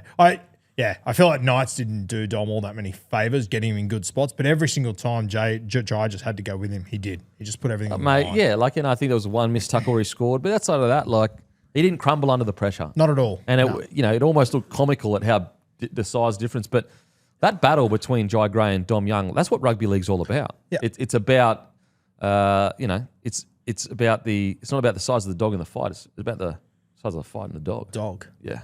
Nice. Plenty of fight. Did you come up with that one? Yeah. A few years ago when I was sitting around having a few beers in a backyard. 1,000 beers oldish, yeah. Just a few. Don't need that many to unlock the brain, mate. But yeah, South Sydney, they already had Tallis Duncan playing out of position. Cody Walker wasn't in the team. We said at the start of the season, it depends how many games Cody Walker plays. That's how many they'll win, essentially. He wasn't there. Tallis out of position. They lose Ewan Aitken. They lose one of their wingers. They had a lot of things go against them in this game, South Sydney, and they just found a way to get it done. Yep. Yeah, felt like they really rose to the occasion yesterday. Obviously, they had to be, Jai Arrow's biggest birthday, which was great initiative, but they'd lost their last 15 games against top 4 teams. You had to have said, finally going to win one, you're going to have no Cody Walker, no Latrell Mitchell. Huge effort. So they clearly got up for the occasion. A few things went against them too. So that's a pretty gutsy, brave win. They're still thereabouts around the top 4 mark. You bring those players back in, I don't know. They're still a little bit of a looming threat, I reckon. They're a chance to push into September. Yeah, it was a really brave win. I think when you factor into, the Knights crossed the line 4 times when it wasn't a try. There was 4 genuine no tries in that game, which from the Rabbitohs perspective, they just kept coming up with answers. At one stage before he went off, Jennings just did enough to make Dom step out. Is that an ACL with Jennings? No, it was a laceration. It was a cut. Yeah. Okay. It's a cut. Yeah. Bad cut too. Really? Must have been bad enough if it's Well, there was a post on Instagram and it said graphic warning. So I chose not to look at it, but if that was the warning they were issuing, must have been bad. Look at it before lunch. Not a blood guy. Interesting. Fair enough. Well, that's great news because I thought it was an ACL. I'm going, fuck, that sucks. But yeah, Tommy, thoughts, mate? Yeah, but outside of that, even at the end, I think from the Knights to fight back into it, and the Rabbitohs had to come up with a number of different answers. It took a lot of individual performances to win. I thought Tallis, you mentioned before, he got beaten. Realistically, towards the back end of the game, he got beaten by KP a couple of times. But in terms of him versus Gagai, he absolutely dominated that battle. Went in and away at one point to set up KP a good try. He has skinned so many people. It's KP. Who hasn't he skinned? Yeah. So I think when Tallis went in and away to set up Jai Gray, that was huge. Also, they did a good job at one point of getting at Fletcher Sharp with Fafita running a sweep line, got him one-on-one on that try. So just I thought Fafita was way better in this game. I really liked Fafita. He was. And he was better individually, but the way that they used him, even when Ashton Ward put Totola through on that inside ball. So just a couple of real key moments where they were able to exploit what the Knights were showing them. Yep. And then just a lot of scramble. So, yeah, as you said, Hammy, big occasion for them and a lot of reasons why they, had challenges not to get it done, but they stood up and they did. So. I got a question for you boys. Add in everything, age, blah, blah, blah, all that stuff. In edge back rowers, where do you rank Tallis Duncan? As far as, when you add in age and what he's got ahead of him, Yes. and that he's probably not at his peak and he still fucking teams up week in, week out. I would also value the fact that he can move to centre and handle himself there well. in the middle I would too. say excel there, realistically. Yeah, I'd have him in my, without running all the numbers and doing it all, I'd probably have him, he'd be in my top 10 second rowers I'd be willing to sign long term right now, without a doubt. Yeah, absolutely. What about you, Tommy? He's in my top 3 in terms of if that's the metric. Like, I think if you had no context as to who he is and you saw him play a couple games at centre, you'd be looking at him long term as a centre. Like, he's fucking unbelievable. So I think that sort of worked against him a bit in terms of the back rower conversation. And I do genuinely believe that it might have cost him a look in at Origin this year. Like, I know like he's definitely going to get there over the next couple of years, but I think had he been playing back row week in, week out, especially if it was on the right, given they were willing to drop Hamole, I think he might have been a lot closer than what people would have realised had he not been the guy who they moved to plug holes. He also came through as a lock. Like, yeah, I would be, I'm sure the Rabbitohs have they locked him up long term, or if they haven't already, they definitely will. Hammy, thoughts, mate? Yeah, he's a weapon, and the fact that he's so versatile as well. He's just one of those guys that's just a footballer. Get him out there and make it work. And the fact that he happily does that as well. His best position is in the back row, but doesn't seem from the outside looking like he sulks about it, sooks about it, goes and kills it in those other positions. Yeah, definitely like right towards the top of the list in terms of locking him down as on a long-term deal as a back rower. Yeah. Samuel Finu or Tallis Duncan? Not quite. Samuel Finu. Sione. Oh, Tallis Duncan can talk November 1. He's gone. He's coming Bronx. He's coming Bronx. Why would you want to go there? Premiership winning club. Train too hard and be down the bottom of the ladder. Shocking combo. Such a hard sell. Tallis Duncan would love that shit. He's tough, mate. Payne Haas is coming to him as well. Yeah, It's not like I can go play with Payne Haas. that's right. So would you go Fainu over Tallis Duncan Yeah. this time? You do have to say that, though, to be fair. Why As a ground announcer, you have to say that. You have to, yeah. yeah, that's true. You're tired of the You club. get brushed if you don't speak positively about the club. No, I speak my mind, mate. They know what they yeah. sign up for. Kai Pearce-Paul or Tallis Duncan? God, this Paul. Alex Sione Seyfarth. Finu. Hey? Sione. Well, the finals are a deal. You're going to have all 3 of them. Okay, so last two as well over Tallis Duncan? Yeah, What about Seyfarth? Yep. Seyfarth or Duncan? of course. Well, okay, so is there anyone in the Tigers side that's above Tallis? Why? I don't could know. make a starting I don't know side. if he's quite made of the right stuff to come and play at the Tigers. You must love being a ground announcer. So what you're technically saying right now is he couldn't make your starting 17. I reckon if he applied himself, had a good preseason, we'd have a look at him in the preseason documentary and see how he gelled with the group. And, Tiger Town? Rising, it actually was this year. Keep up, mate. to a point. Yeah. Oh, fuck. That's good stuff. In regards to some other performances, I did love that inside ball from Ashton Ward. I thought that was great. Just the initiative to like, mate, get on me inside. I'm going to have that play here. I thought Keon was phenomenal. He's, hitting his best form at the back end of the year, which is what you want. But yeah, I thought for Feeder, like I know he missed some tackles or whatever, but like I feel like the misses were from effort. Like they were the misses like a Kurt Catewell kind of misses. Like he was going after the game in attack and defence, which is a scary thing. Prospect heading into finals footy. And just finally, was it Hubner? No, LeBlanc. Was it LeBlanc or Hubner? Either one, absolutely jammed Trey Mooney. That shot was fucking money. Mate, his tackle technique, it reminds me of Jake Trbojevic. It's just fucking straight through the guts, wins that battle. And I do think that it's going to be interesting to see as we move further away, and we'll probably get even more worried about head contact or whatever, if the NRL does try to find a way to reward those types of tackles that are through the guts. Because the problem is if you win that first contact and you go through the guts and they twist and find their front, they still get a quick play of the ball. And it's like, well, fuck, I should have just wrapped you up and waited for someone to come across and put you down. I don't. Unfortunately, as a game, I don't trust us to adjudicate it properly, but I wish there was more reward and identification for the winning of the contact. Whereas it's not. It's really you get a win if you put them on their back, really, rather than whoever wins the contact should get either a dominant call or a quick play the ball call or whatever. Anyway, that's for another time. Gutsy performance. On to the Knights. Like, disappointing for sure. Like, they've been riding so high. But I think the main thing is a 70% completion rate that probably hurt them. If they completed a bit higher, it probably is a little bit different. They did get held up over the line a few times. I'm not too critical of the Knights. I really not. They've been up for quite a while. They won 4 or 5 on the trot, I think. They're in the top. They've locked away their top 8 position.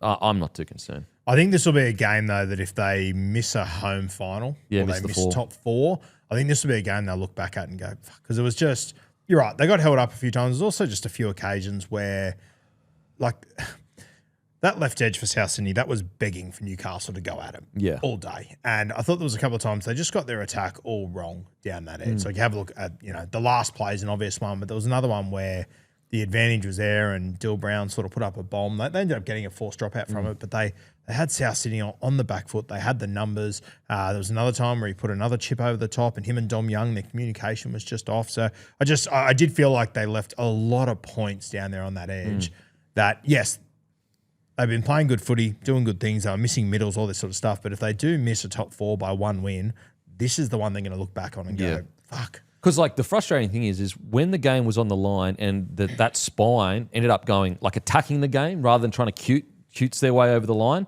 and started running the ball, in behind the ruck. Dylan Brown took short side. KP started running the ball. Sandon Smith started running the ball. They tore them apart. Yeah. I think it's a good lesson to, like, it's all well and good to be the flashy side that can spread coming out of their own end and break the line.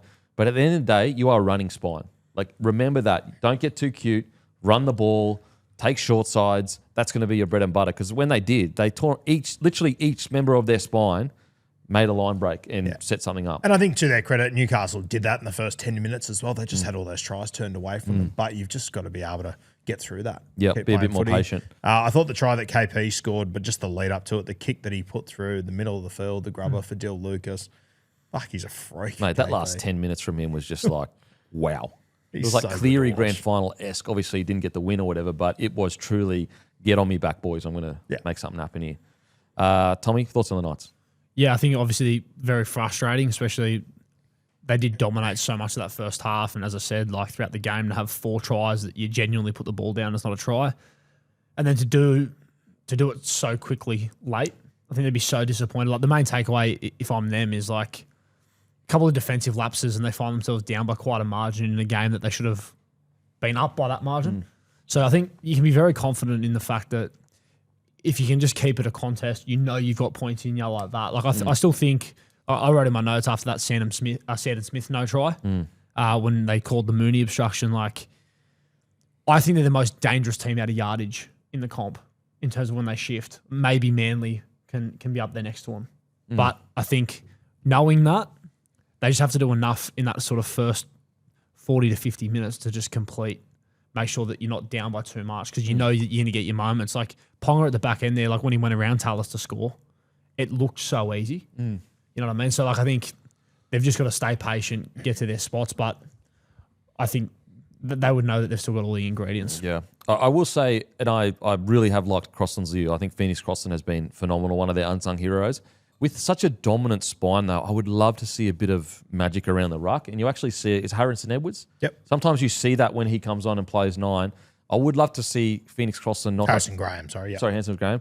Not have to conserve his energy as much because he's making like 55 tackles a game. Yep. I would love to see that spine, flat footy, with him doing a bit of creativity around the ruck. You know what?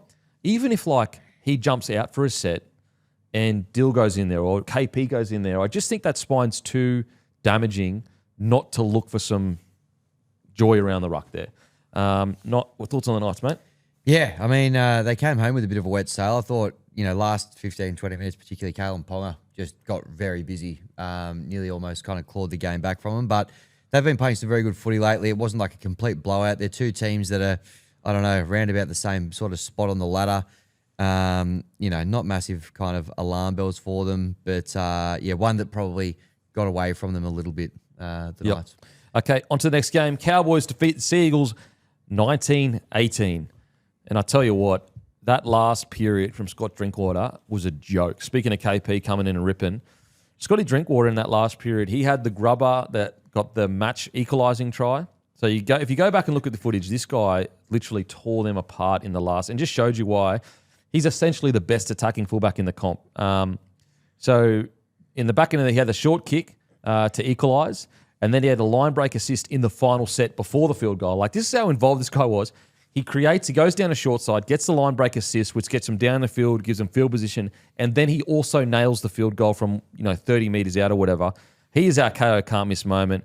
At Manly to do that, back against the wall, and the only place you can watch every game, every round live with no ad breaks during plays, Fox League, available on KO.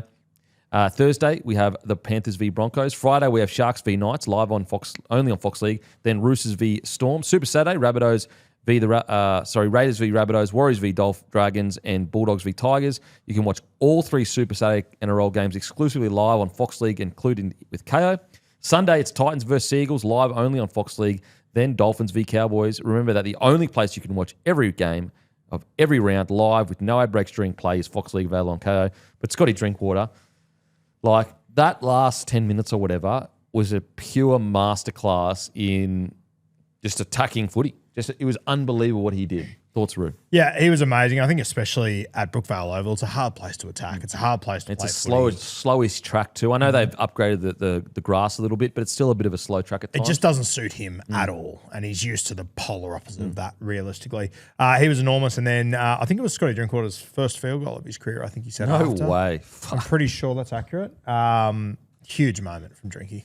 Just to have that much input in this massive comeback, really the only players that can do that is Kalen Ponga.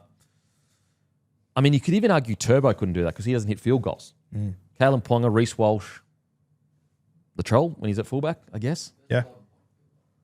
Unbelievable. First Golden Point field goal, was it? Okay. He's just so silky. And he was actually relatively quiet for a period of the game. And just to go there and do that at Manly, and it's a huge win in the grand scheme of things. Like, you look at Manly now, they're on the fringe of the 8. Obviously, Cowboys get another win under their belt, which just helps them cement themselves more in the 8. It's just been what a weird year for the Cowboys, because right now they are in the 8. So basically a swing game. So you've got Manly that have dropped out with 9 wins, and you've got North Queensland Cowboys with 10 wins sitting in the 8, which could be season defining. Season defining. And what's weird is we sat here and been so excited for Manly, rightly so, got on the Foz bandwagon, as I said, rightly so. But Cowboys, you could argue, they could have a better year, and yet they're the ones that stuck with the coach that was Peyton was more likely to get sacked than Seabold when the season started. Yeah. Yep. Absolutely. And they might have had a better year, which is crazy to think. Yeah. And 2 weeks in, it was a dead heat. Yeah, absolutely. Yeah. Absolutely. Thoughts on Scotty Drinkwater and the Cowboys, mate? Yeah, I thought Drinky was incredible. I thought you guys summed that really well. I think if you're a Dragons fan watching, you're absolutely frothing at the mouth. But then, I also thought at the start of you spoke about Fosball and Manly now obviously sitting around that fringe of the 8. I think that if I was another team watching how you attack Manly, I thought the Cowboys did a really good job of this early. Chester obviously goes through off a drifter shape. Jeez, that was bad defense. That really drop-off. bad defense. And I think to the point where everyone sort of stood there and went, there must be an obstruction. And you could hear in the commentary, they were like, there must be an obstruction. And you watch McKaylee, it was kind of close, but not really. I think the Cowboys showed, especially early on in this game, the best way to attack Manly is by bringing your edge guys, you drift wide and then you bring them back against the grain, back towards attacking their middles, which is sort of what the knock was on Manly from the start of the year. And if you overwork their middles as well, they can't be as dominant in defence. That's right. Where you actually look at Manly's run where they won all those games, it was actually they had the best defence in the comp rather than the best attack. 100%. So I think that's if I was another team and I'm playing Manly in the next few weeks, I would have been watching how the Cowboys went about their work there, and that's probably how I'd be looking to do it. I thought Burns was brilliant too. 2 tries, obviously. Ran for over 200 metres. Mate, one of the great career resurrections, Burns. Yeah, but also he scores tries from dummy half for fun. Yeah. At really pivotal moments in games. Just on the goal If you're line, Foz and you see that Burns try from dummy half, are you fucking flipping it? you're breaking a window. Well, no, you're closing a window. Well, accidentally you're going to break because it was. You close the window and it accidentally It's really breaks. funny how it happened. Yeah, It was a it's real bizarre. Well, you've never done misunderstanding. that before? You know what? Actually, there is footage of that. It's in the corner post. It is. Yep. Yes. The Serraldo, yeah, 100%. That's That's right. conclusive. So, Release the corner post files. corner post file. I think the other controversial one in this game didn't end up deciding it, thank Christ, but Reid Marnie's no try. So, yeah, and on the same weekend where you've got Howarth ripping out of tackles, which, look, I'm okay. If you're going to give the Howarth one, I feel like you've got to give the Marnie one. I couldn't believe that. Like, because the reason why I'd be okay with the Marnie one is his momentum took him over the line. Like, if he had just kept the ball like that, it would have gone over the line because you can see where his body ends up. Yep. So I thought we'd gotten to the point as a game where we do give that as a try. And then they give it as a no try. Bizarre. And then, thought like, live obviously, it you've got the looked like a try. Jennings. Sorry? I thought live it looked like vibe-wise. Yeah, like if you played in normal motion, you're like, yeah, of course that's a try. Yeah, Momentum kept going, like, you know, yeah. I Dare thought it I was a try. say, if that's flipped, if it's Reid Marnie making that tackle on Turbo, I reckon it's a try. Give it a try. I reckon they As a would. star, yeah. No, that's fair. That's fair. What do you reckon about the Cowboys in the Manly game, mate? Yeah, a real arm wrestle. I did tip the Cowboys. I thought they've been playing some good footy lately. Beat the Panthers at home a couple of weeks ago. Had a bye. Playing some exciting football. Drinky was outstanding, as you mentioned. Jackson Purdue, I thought pretty good at 5'8" as well. Had a couple of try assists. Apparently, Tom Dearden eligible this weekend for selection. Rested him. What do you think they do here? Do you bring him in and then put Clifford at 6, Purdue back to the centres? I mean, Purdue's played pretty well at 6, but I guess you do have the luxury. You can throw him back in the centres. He's been pretty good there through the year as well. But he's humming at 6 at the moment. It's a great point you bring up, though. Like, Cowboys have done this without Dearden. Like, we haven't even mentioned one of the best halves in the competition that I think we'd all agree before Dearden got injured, if you said Dearden will be out for 10 weeks or whatever, you would say that's their season. Done. Like, I don't think he should be Dally M Coach of the Year by any stretch, but is Peyton in the top 5 coaches of the year? Yeah, 100% he is. We were saying, like, he was immoral. If they don't beat the Storm in, I think, round 3, He's gone. he's gone. Yep. So he has to be. Just to put your coach's hat on for a second there, again, Hammy, who does drop out here? So you've got Chester. I think Purdue has to go back to the centres. I think Centres. it has to be Laybutt that falls out. So I Laybutt think falls out? Yeah, Laybutt falls so. out, unfortunately. Mm-hmm. But yeah, like, look at Todd Payton. This is sometimes like coaching is, it's about where you finish on the table and people playing well or whatever, but sometimes it's about managing situations. He has tapped Scott Drinkwater on the shoulder, even though he's their best player right now, and said, mate, we don't need you next year and you can find somewhere else. And yet Scott Drinkwater is arguably playing close to career best footy. That's good management from a coach to continue to keep the environment up and positive. Like, man, I think Peyton deserves a lot of credit. And even if you wanted to say he's been a top 4 coach this year or even top 3, wouldn't push back that hard. So you've got Holbrook at 1, Foz. Geez, it's getting shaky with Foz, isn't it? Like, if they keep losing, then all of a sudden he chops out of the top 3. But you go Foz, you obviously go Ivan, and Ivan could be 1. Then you would go, who else would you go there? You'd get, you might even go Peyton at 4, unless I'm forgetting. Christian Wolf. You've had Wolfie. Holbrook already? Yeah, Holbrook's at 1. Yep. So you'd go Wolf at 4. Where did the Warriors come from, though? They didn't make the finals, did they, last year? Yeah, they made the did, finals. sorry, yeah. So you'd be Was the there year or before thereabouts. they missed finals? Yes. Yeah, sorry, yeah. SJ and that were injured. So there or thereabouts. He'd be top 5 to 6, I reckon, this year, coaches-wise, which is fucking amazing. Yeah, well, when you have a look at the Cowboys, they've got one more bye to come. Like, if you give them that bye, they're on equal points with the Sharkies, who are in 4th place. And they play the Dolphins this week. You've got Knights v Sharks, which is 5v4, and you got Cowboys v Dolphins, which is 8v7. It's an unreal weekend. It could be a genuinely deciding of the 8 and the 4. Wow, what a weekend. But yeah, just want to give credit to Peyton. Tommy Chesbra coming underneath there. I love watching him play. He's a star in the making, isn't he? He is a star in the making. We've spoken about Burns. In regards to any other, look, I don't want to be too critical, but like, the game was on the line and Sonny Luke does that grubber and you're just like, bro, like, I feel like that's what stopped him from being a regular 9 is like moments like that where it's all, like, I love that Sonny Luke is very much in the Appy Coruscant mold, but it's all about picking your moments. And like, in that moment, like, I love that he's got the confidence to do that, but it's not the time to be doing that. That's the time to be, because he kicked the grubber at 7 tackle set. Game's on the line. Yep. Get the ball to your halves. You know, and I'm being harsh. They won, so I'm not saying he played. Maybe not poorly being across the that board. harsh. Like this is like Sonny Luke is so talented. Just sometimes his feel for the game is all over the place. Honestly, it's not as bad, but like a bit like Talon De Silva as well on the weekend. He did like just brain explosions where you just go, mate, just get to the halves. But as I said, they still won. And the other one was Clifford's kicking and Fogarty as well. Mate, it was so bad.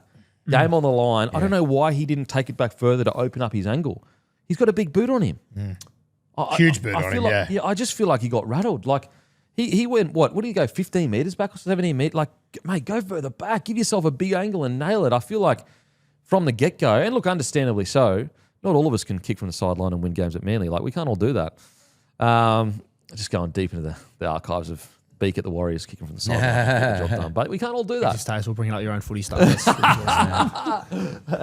But no, I understand like the pressure and, you know, I get it. It's a tough kick, but yeah, you just got to nail. You got to nail, unfortunately. Or at least nail one of the other ones. Yeah. Don't you reckon though, like with Sonny Luke, when you talk about him being in the Appy mould and even Talon to a degree, I think with Appy, when I think back to him, like even at the Sea Eagles, I feel like the reason why he didn't pop as much as he did when he was at Penrith was because he very much understood the dynamic of like it's DCE's team. So he wouldn't run as much. Like I don't remember him ever being someone who, I swear he always had more of a feel for the game than what we're seeing with these other guys now. And that's not to say that they can't evolve into that, but like, yeah, it seems to be a consistent theme where just not having that feel for it. Yeah, I couldn't. Anyway, I don't want to be too harsh, but it is a fair comment, to be honest. Like, yeah, no, they're going to be playing in big games, and he's done it on a few occasions in tight games where they put him on with 25 minutes to go because he has got the ability to break it open, win the game of football for them. But there has been a lot of moments where he's overplayed his hand, and he's biggest fucking Sonny Luke fan in the world. I told you he was going to blow the world away a couple of years ago.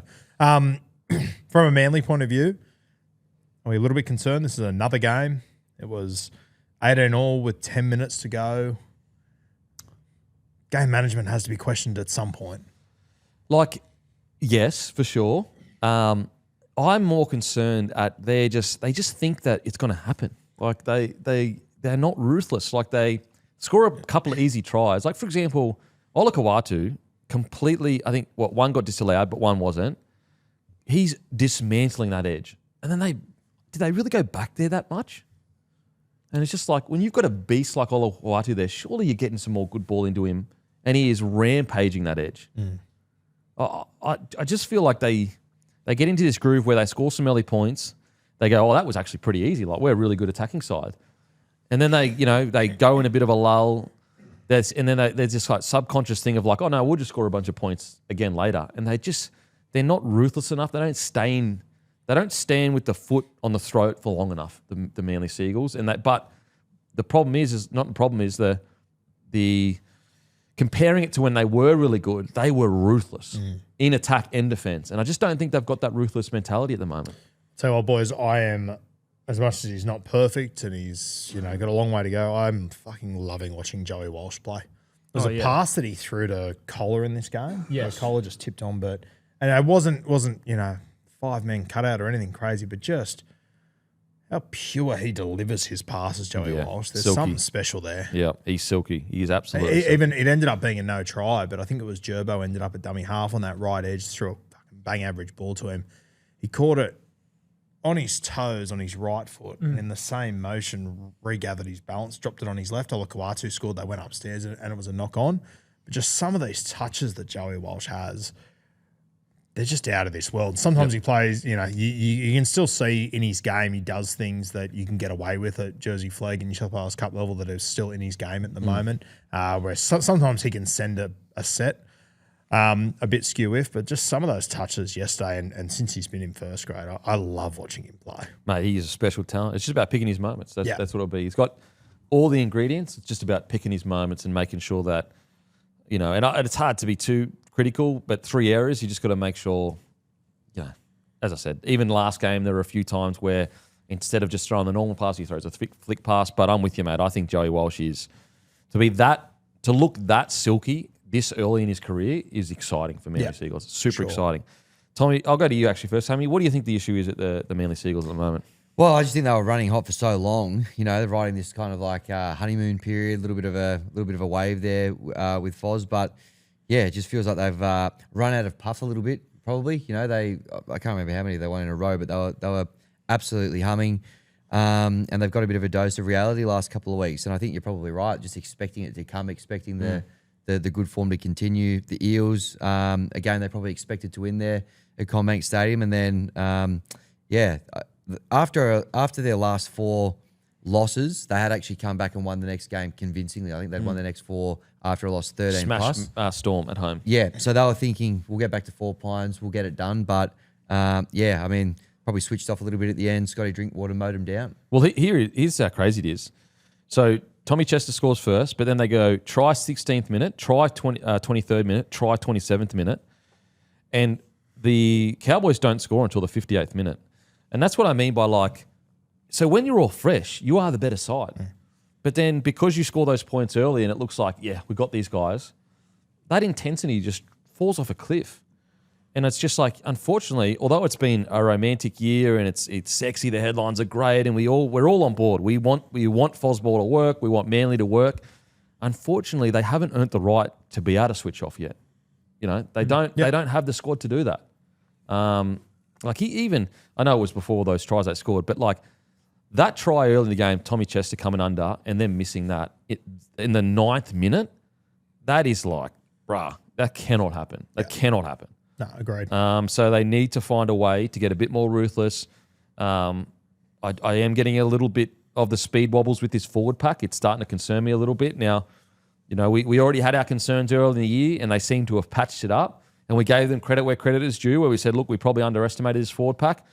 I wonder if those expectations are starting to weigh heavily on this forward pack, because it's definitely not the forward pack that I saw with crazy line speed, locking people in their own end 5 to 6 weeks ago. Yeah, no, I think, you know, to Tommy's point before, like, I think at the start of the season you could see teams were just sending all their players back under different angles at the Manly middles, and they were just getting cut to pieces, and then it stopped for 10 weeks or so. I just wonder if the reality is now starting to set in once again, that this pack is potentially what we thought they originally were. Yeah. Like laterally, there's a lot of guys there that are very slow. Yeah. So I guess we'll wait and see. I guess we'll see that they're still in fighting distance in the 8. But yeah, the KO can't miss was Scotty Drinkwater. The next 7 Knights games are on KO. The next 7 Raiders games are on KO. The next 4 Dolphins game, the next 4 Warriors game, all exclusively live on Fox League and KO. And also the F1, the European League, continues as we head to Spa for the Belgian Grand Prix this weekend. One of the fastest and most historic circuits on the calendar. Watch the Belgian Grand Prix exclusively live on Fox Sports, included with KO race at 11 p.m. Australian Standard Time. Golf's oldest major is here as well, as the British Open tees off. Watch the world's best, including strong Aussie lineup, battle it out for, let's say, Claret Jug. I don't know what that means. Claret Jug? How's the claret? Claret? Drink the wine out of it. Okay. Is it a claret? Yeah. Do you drink something out? Is something called claret that you drink out of? No, claret is like the wine. Oh, the name of the wine. Yeah, well, like claret, you know, sometimes when people get blood rule or whatever, they go, there's got a bit of claret. So the wine goes into the jug, and I assume that's what they're. Oh, okay. Okay, there you go. You're a cultured man, Hammy. Wow, you know. Your words, not mine. Storm defeat the Titans 22-18. Oh, I got mixed feelings about this one, because I understand Titans' frustration. There were some calls that, you know, didn't go their way, but also there was a lot of errors, and some of their senior players going in to attacking the Storm line. There was a forward pass from Campbell. Then there was one that got he threw a pass out over the sideline. This was both going in. The first forward pass was on tackle 1, I think. The other one was on 4th tackle or 5th tackle. A 4th tackle, I think, going into the Melbourne Storm. And this is when the game was on the line. Then there was a short dropout, and for some reason, Brimo just took the ball out instead of trying to jockey it out. Then Tino threw the silly offload that he didn't need to throw. So although I definitely do agree the Titans got some dud calls, there also were some senior player moments that just need to be better, because, geez, they fought hard. They fought so hard to win this game, and they had every right to do it. But unfortunately, Storm's class in the end got the job done. I guess let's talk about the big talking point. It's to play the ball for the last Storm try. Now, I know a lot of pushback on this has been they would have been given a penalty anyway, because their the Titans were in the ruck, that is true. They would have been given a penalty, but that still doesn't mean you can do an illegal play the ball. Now, I've seen some people say, oh, it just looked messy, but actually it was with the foot and it went back. But if that play the ball is played anywhere else in the field, that's a penalty. That's not a ref would not allow that play the ball to go.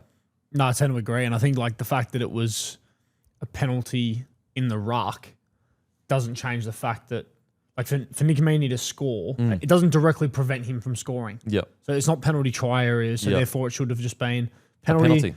Potentially a professional foul, or probably a If professional you want. foul. Yeah, if you want. Like, I'll go there. Yep. I'll go professional foul. But yeah, I don't think that should have been a try. But I thought the Titans, the more and more I watch them, I'm 100% convinced now that they are on the up. Like I think they've found their style. Like even early on, they looked dangerous. Like you had Campbell crossover when it was. What an intercept. Cool. Holy shit. Yeah, well, that was craziness. It'd be early on when it was a no try. Oh, yep. That wasn't a forward pass. I don't understand how they could, like, did you think that was forward? The Tino's flick? No. Surely we can rule on forward passes, right? Like, Don't do it. Not Don't do over it. not over that can of worms, No. but like They did it in the union the other day. I was watching a rare instance. I was watching. I was like, "Are they ruling on a forward pass here in the bunker?" And they do. Oh, wow. They So do, and- it can be done. there was a tap back in the Dolphins game that they ruled on where I was like, fuck, we might as well be ruling on a forward pass here. You know, so No, I don't, because you know what's going to happen then. I do, but That's I just fucking- I see a try like that. It was a great try, and I was Corner like, post angle showed it clearly. but yeah, when they're playing late offloads, Kempy, and you know when Pasco's jumping out a bit, like he had some mad ball playing. Like, He's good. Pascal. Yeah, bloody good good yeah, player. lot of offloads that led to that Fedawaka try where he threw that face ball to him. So when they play off the back of him and Campbell starts to take the line on, they were awesome. And even Keeney off the scrum, you know, like when he gets in space. How good's Bikini? Ever since like he was a bit quiet to start the year, but then he has just gone boom. He was outstanding, Kenny. Yeah. Yeah, and I thought, there's definitely a lot to like there. That try, I guess you could argue that it does change the game. Like it is what won the Storm the game in that moment. But for them to get there, like I think there was a lot of things the Titans could have done differently or done better. For sure. Thoughts on the Howarth one? Yeah, I mean, Because his ball carrying arm didn't touch the ground. The only thing I have is just like, you know, if the Marnie's no try, I mean, if he got up and passed that, do you reckon that the ref would have allowed him to pass it? I think because his arm doesn't touch the ground. But let's say he ripped, he's like, so he's getting held up, Yeah. rips up and then passes it. I reckon he gets called back. He does, yeah, but I guess the argument would be you're allowed to make a motion to score if your arm hasn't hit the ground. You know what I mean? Yeah, it's a tough one. But I just think if the Marnie one's getting disallowed, that's a tough call for me. Yeah, I think the main difference there that I can live with. It is 50-50 though, guys. I'm not saying that it's crazy either way. I can live with the difference being that his arm didn't touch the ground. But, like, again, like I said before, if the Marnie thing happens in cup or at park footy, like, there's zero world where it's no try, in my opinion. I think live it looked 100% like a try. So I can live with it either way, to be honest. Like, I can definitely live with it. I just think that because Hane's comments were, we expect those calls not to go our way. So his frustration was, as a smaller club, we don't get the calls. And he's actually factually correct. They've done studies, and the smaller clubs don't get the calls. Like it's a subconscious bias. I think it was like Norwegian soccer or some shit. They did some massive study. You know, in saying that, they did get a call a few weeks ago with the Philip Sammy try, but that's only one. But yeah, I tend to agree with him though. Like the smaller clubs don't get that, and that's coming from a Broncos fan. Like I get, even though we're the most penalised club this year, there's been years where as a big club, Broncos do get the calls. Like it sucks, but it's the reality, you know. Getting the calls and you still. Trying to show a bit of humility there and trying to give you, because you're a tiny club. Yeah, 'cause here we go. Now here Because Tigers comes- are a little here baby, comes the lack of tiny little humility. baby club. Tigers. Dirty We'll Mojo. never get the rub of the green. Yeah, So, little tiny shitty little club. Well, it's the same as us at the Roosters, like being a battling club. You know, Oh like my we struggle fuck. with the calls too. See, any other team, Tigers and Broncos can unite that's utter bullshit. Oh, You yeah, get 100%. fucking every call. I can't understand. There are a lot of Roosters fans who are like, oh, we never get it. I'm like, Oh fuck, 6 again. I'm not in that camp. I just want that to be very clear. I agree with you guys. I'm cool. I'm chill. Chill. I'm a chill Clip that Roosters up, fan. Matty. Clip it up. Tag the chooks in it. Clip it up. But yeah, I do think the Titans were gutsy. They were really gutsy. It's just completion rate that killed them. Like if they complete at 85%, they win this game and win it relatively well. Yes. Yeah, and I think that'll just come with experience, right? Like, still got a lot of young guys there, and they'll build on that. I think some of the great finds this year, we spoke about Pasco, obviously Zane Harrison, but even like Arama Howe. Yep. Yeah. He's been a huge emergence for him. Like you still got Cooper Bai, who hasn't really been given full reign yet, so he's going to come through nicely as well. There's a lot to like there. I'd be looking more towards next year. It is frustrating though when your team puts themselves in a position to win the game like that, despite errors and things like that, and calls go against you. The thing is this: I could have more of conviction in Hane's perspective if they didn't complete at 67%. 100%. So I can hear Hane because it is true that smaller clubs don't get the calls, and also like that Howarth one, that is a 50-50. The last one, I just think that was an illegal play that, like, you just had to pull up, even though it was an illegal play against the Melbourne Storm. Like, that play the ball would never... And because I know people say, well, hang on a sec, he did play it with his foot. It just looked really ugly. If that happened in the middle of the field, there is no... You reckon a ref would let that go in the middle of the field, that play the ball? It's either a knock-on in the play the ball or it's a penalty. There's no... Yeah, there's no... Yeah. But in saying that, they did run 80 metres to get to that point. Obviously, an incredible run by Fa'alongo. Thoughts on the game, mate? Yeah, I mean, credit to the Titans for keeping it as close as it was. It's a tough road trip to go down there to Melbourne at the best of times, let alone when you're, a side like the Titans, massive underdogs as well. Perhaps a little bit unfortunate, messy, unfair, kind of how it ended with the controversial play the ball try there at the end. To be honest with you, I can probably live with it. I thought, it looked a little bit agricultural, but it kind of what it spun on its axis, but I didn't think there was actually a knock on or anything like that. So I thought in the big scheme of things, it's probably, it didn't look pretty, but probably play on for me personally. Do you reckon if Titans play the ball like that and score the match winner, do you reckon it gets... What's the argument there? Because I get what you're saying in terms of it's ugly. Yeah. Is the infringement there that he lost control? Normally when we see an ugly play the ball, it's either because they don't use their foot or... But there are times where technically there's not a knock on or whatever, but because it's so ugly... It looks gross. It gets pulled up. Yeah. So I'm just going off that. Now, if you want to tell me going forward that wouldn't get pulled up in the middle of the field, then I'll go, yep, okay, sweet. But do you agree, though, that if that play the ball happening and all the play the ball, that's getting pulled up? Yeah, probably would. You wouldn't probably get one like that where the guy gets up and is essentially almost like falling forward to kind of keep the momentum going that quickly with, a try 2 or 3 metres away. To be honest, even with all that said, Titans still completed at 67%. Yeah. Yeah. I'm also that's my main issue there. I'm just musing though, obviously, I think that when we see those calls around halfway in a similar context, I think that's a feel for the game thing from the referee. So I don't know if by the letter of the law, there's normally an actual infringement. It just looks ugly and therefore they call it. I was just a bit surprised that they didn't even video ref it. They didn't even look at it. I don't think you can. At the play the ball. Can you? Oh, is it once it's left its foot, that's the next play or some shit like that? Yeah, I think that's the case. Fair enough. Look, to be honest, it's a tough pill to swallow as Titans fans because I personally do believe if that exact play the ball happens in the middle of the field, it gets pulled up. 100%. But I also can hear the argument of technically, what did he actually do wrong? It just looked terrible. Yeah. What I will say for sure, at the very least, it was a penalty and most likely a professional foul. Yeah. And if that is the case, they would have gone ahead by kicking the goal. Yep, they would have. Well, they would have at least had a shot. And the other thing is having 22-4. So 22-4. Yeah, It was 18 all. Yeah, they would have kicked. They had a shot and they would have won anyway. So Yep. You know what? Fuck it. Doesn't matter. They would have got a penalty gut field goal at penalty conversion anyway. So yeah, 12% difference in completion rate, quite substantial too. Yes, and that's why I keep bringing up that's the big reason for me. They did play much better for sure, and the Titans are definitely on the up.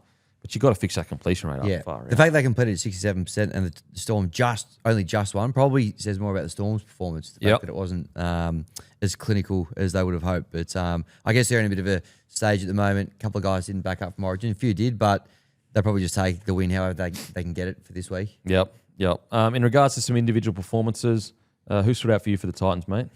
I think Fodawaker, obviously. But to be honest, when I watch the Titans at the moment, Kempy, I'm mainly looking at these newer guys that have emerged. So I thought, before we get into them, I thought Bo Fermor, obviously he's a bit more experienced these days, but I thought he was really solid.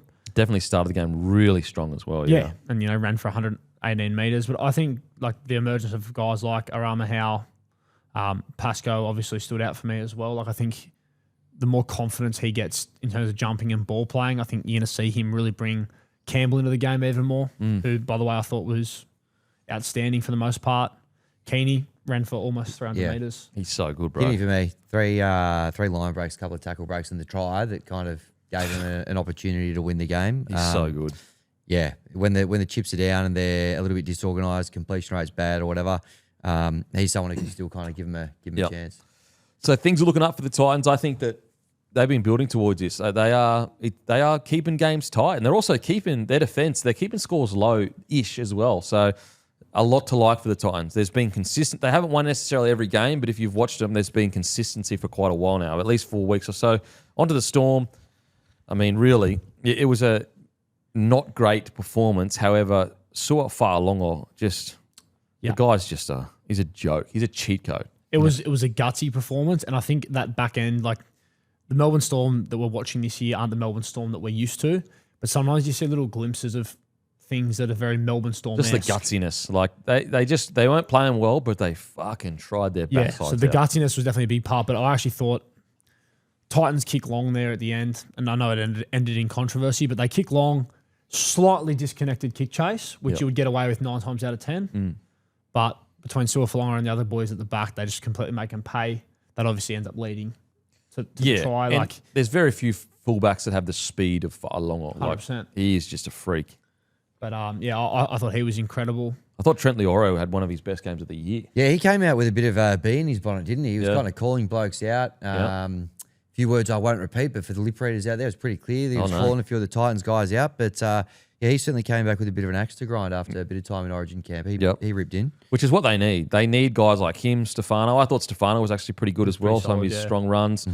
I just thought they were gutsy. Like I think that one thing you can credit is that for the 7-game losing streak, you could probably question some of their effort at times. I think since they've kind of turned things around a little bit, they've been gutsy in most games. Yeah. Most games. Sure. Yeah, I thought Wishart was outstanding I like too. Wishy. Got through he's a a couple good- of times, and it's nice to see him. You know, he gets kind of ping-ponged around positions and off the bench and stuff, but he started at 5'8", and bit of a glimpse. If you're a Perth Bears fan, bit of a glimpse Mate, of things to come there. I thought the same thing where I was like, when they signed him, he was obviously been playing a lot of 14 for him, and I was sort of like, fuck, like I didn't realize how good of a signing it is. But every time he steps in and he does play half, he's like, oh, that's a great signing. Well, his win rate with Hughes is like pretty good. Yes. Pretty good. Crazy now. So they've got 8 wins. They are 1 win behind Manly. They are 1 win behind Manly. Their season is, if they make the 8, bro, it'll be one of the gutsiest shit I've ever seen. Yeah. When you consider what has gone wrong for this club this year, what's gone right for them? What has gone right for them? Yeah, not a great deal. But also can be worth noting, like like you said, they're 1 win outside the 8, but they're for and against, like they're only -2. So there's a couple for and against either side of them that they're actually better than. So they are a genuine chance of snagging 8th. Mate, it'll be seriously when you consider, like they never got essentially no games with Xavier Coates. Katoa gone as well. That's about 30% of your points. Boom, Gonskis. Yeah. They've had to somehow, some way make it work with their outside backs. Munster, before Origin, he got some good form, but outside of that, hasn't been that great a form. Harry Grant has been really good, but he's also had some down games as well. Hughes has been relatively good. Not his absolute best, but he's been relatively good. But they've just been gutsy to somehow, some way still be in the fight. And if I have to be honest, without Fa'alongo, I think they might be like not even close to making it out. I'll put it that way. He has truly been a difference for them this year. Yeah, a lot of it does come back to Fa'alongo. Like I think, had you said to me round 5, round 6, when we'd started to see enough of the season that there was a bit of a pattern there and it looked like they were in trouble, I would have said they would need either Hughes or Munster or both. Because Grant, I would argue that Grant's been good the whole time without being lights out. It's hard when you're in a team where you're not getting a lot of. He's definitely never been bad. He's just hasn't been as good as we can know. Like he's been, some games he has, some games he's been unbelievable. Had a 1 or 2 quietish games. But he's always been like one of their most notable players, I would argue. So I would have said, well, for them to be any chance of making the 8 and turning this around, they need Munster and Hughes to almost find career best form or on par. And Munster hasn't. Like I think Hughes has been solid, but Munster hasn't done that. So I think it speaks to how much Su'a Fa'alongo is actually out of that spine. He's far along or been the best player this year form-wise. I Yes. think he has, Yes, and I would die on that hill. Yeah, week in, week. Yeah, overall, I'd say yes. which is insane. Insane to think. He's probably the one you're thinking, I don't know, if 2/3 of his games are good, you probably take that given the Yeah. ceiling on him. Yeah. But yeah, he's probably been the most consistent. And they got Watson coming through, who's a gun number 7. So Yeah. there's certain, they got Osako coming next year. They got Sherry coming next year. There are a few things falling into place. Like there was a period there where I'm like, I don't know what the future is for this club. They're starting to piece things together just slowly, the Melbourne Storm. Yeah, So you'd we'll assume that, like, obviously Meaney heads off. You assume Bronson is going there to play centre, right? Yeah, out, for sure. Out and out. So Yeah. a Bronson with a point to prove, I think that's actually going to be. Wouldn't shock me at all if in 12 months' time we're saying that he's the most underrated signing or the best signing leading Of into the next season. year. Yeah. Okay, that's us done and doosted. Let's face a bit of music brought to you by Sportsbet. Give us a follow on the feed. All right, this will be an absolute shellacking. First game Thursday night. Penrith Panthers, $1.18. Host the Brisbane Broncos, $4.90. 14.5 points is the line. Huge outsiders, the Brisbane Broncos. We already know Roo's gone Broncos 1-12, but you'll get him $5.90. But Kempy, Broncos 13 plus. I'll get you $14. Give me Panthers 13 plus. $1.76. And Matty's going Panthers 13 plus as well. I'll go the Panthers to cover the 14.5. Friday, 6 p.m. The Sharkies, $1.59. They host the Knights, $2.36. 4.5 is the line. Roo's gone with the Knights 1-12, which you're getting $3.60. What about yourself, Kempy? I'll go Knights head to head. Yep, $2.36. Knights 13 plus. $5.90. Matty's going to go the Sharkies 1-12, $2.95. I'll go the Knights plus 4.5. That'll be a great game. 6 p.m. Friday. 8 p.m. Friday. The Sydney Roosters $1.51 host the Storm $2.55. 6.5 points is the line at Amy Park. I'll go Roosters minus 6.5. Yep. Yeah, Roosters minus 6.5. Yep. Matty's going to go the Roosters 13 plus $2.65. Guru's going to take the Storm 1-12, $3.60. I will take the Chooks minus 6.5 as well. Raiders $1.82. They host the Rabbitohs $2.02 on Saturday. 1.5 points is the line down there at Canberra Stadium. I'll go Raiders head to head. Yep, $1.82. Golden Point. Golden Point. Okay, Matty's going to take the Rabbitohs head to head, which I will also do. And Guru will take the Rabbitohs 1-12 for $3.20. Across the ditch, New Zealand Warriors $1.16 host the Dragons, $5.30. 14.5 points is the line. Big line. I'll go. Oh man.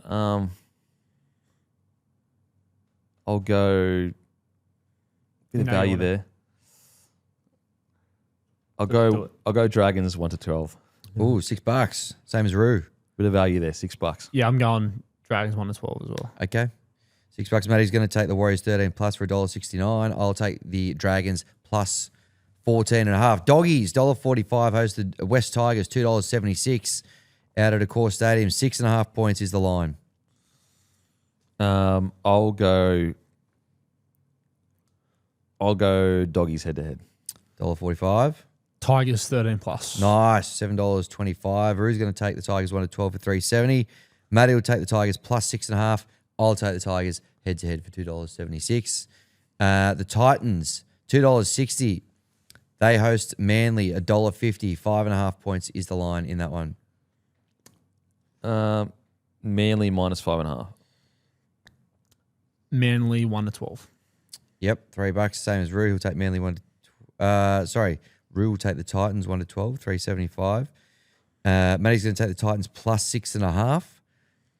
I will take the Titans head to head, $2.60.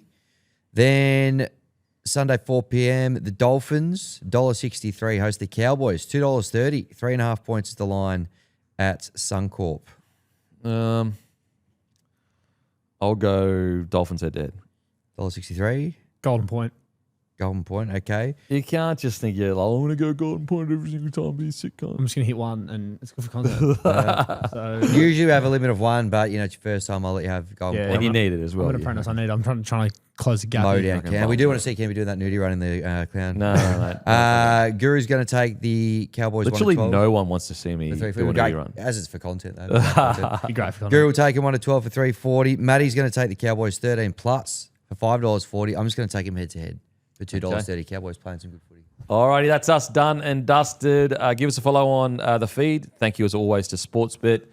Give the boys a follow on Instagram. And as always, we'll go fuck ourselves. Thank you. What's gambling really costing you? For free and confidential support, visit gamblinghelponline.org.au.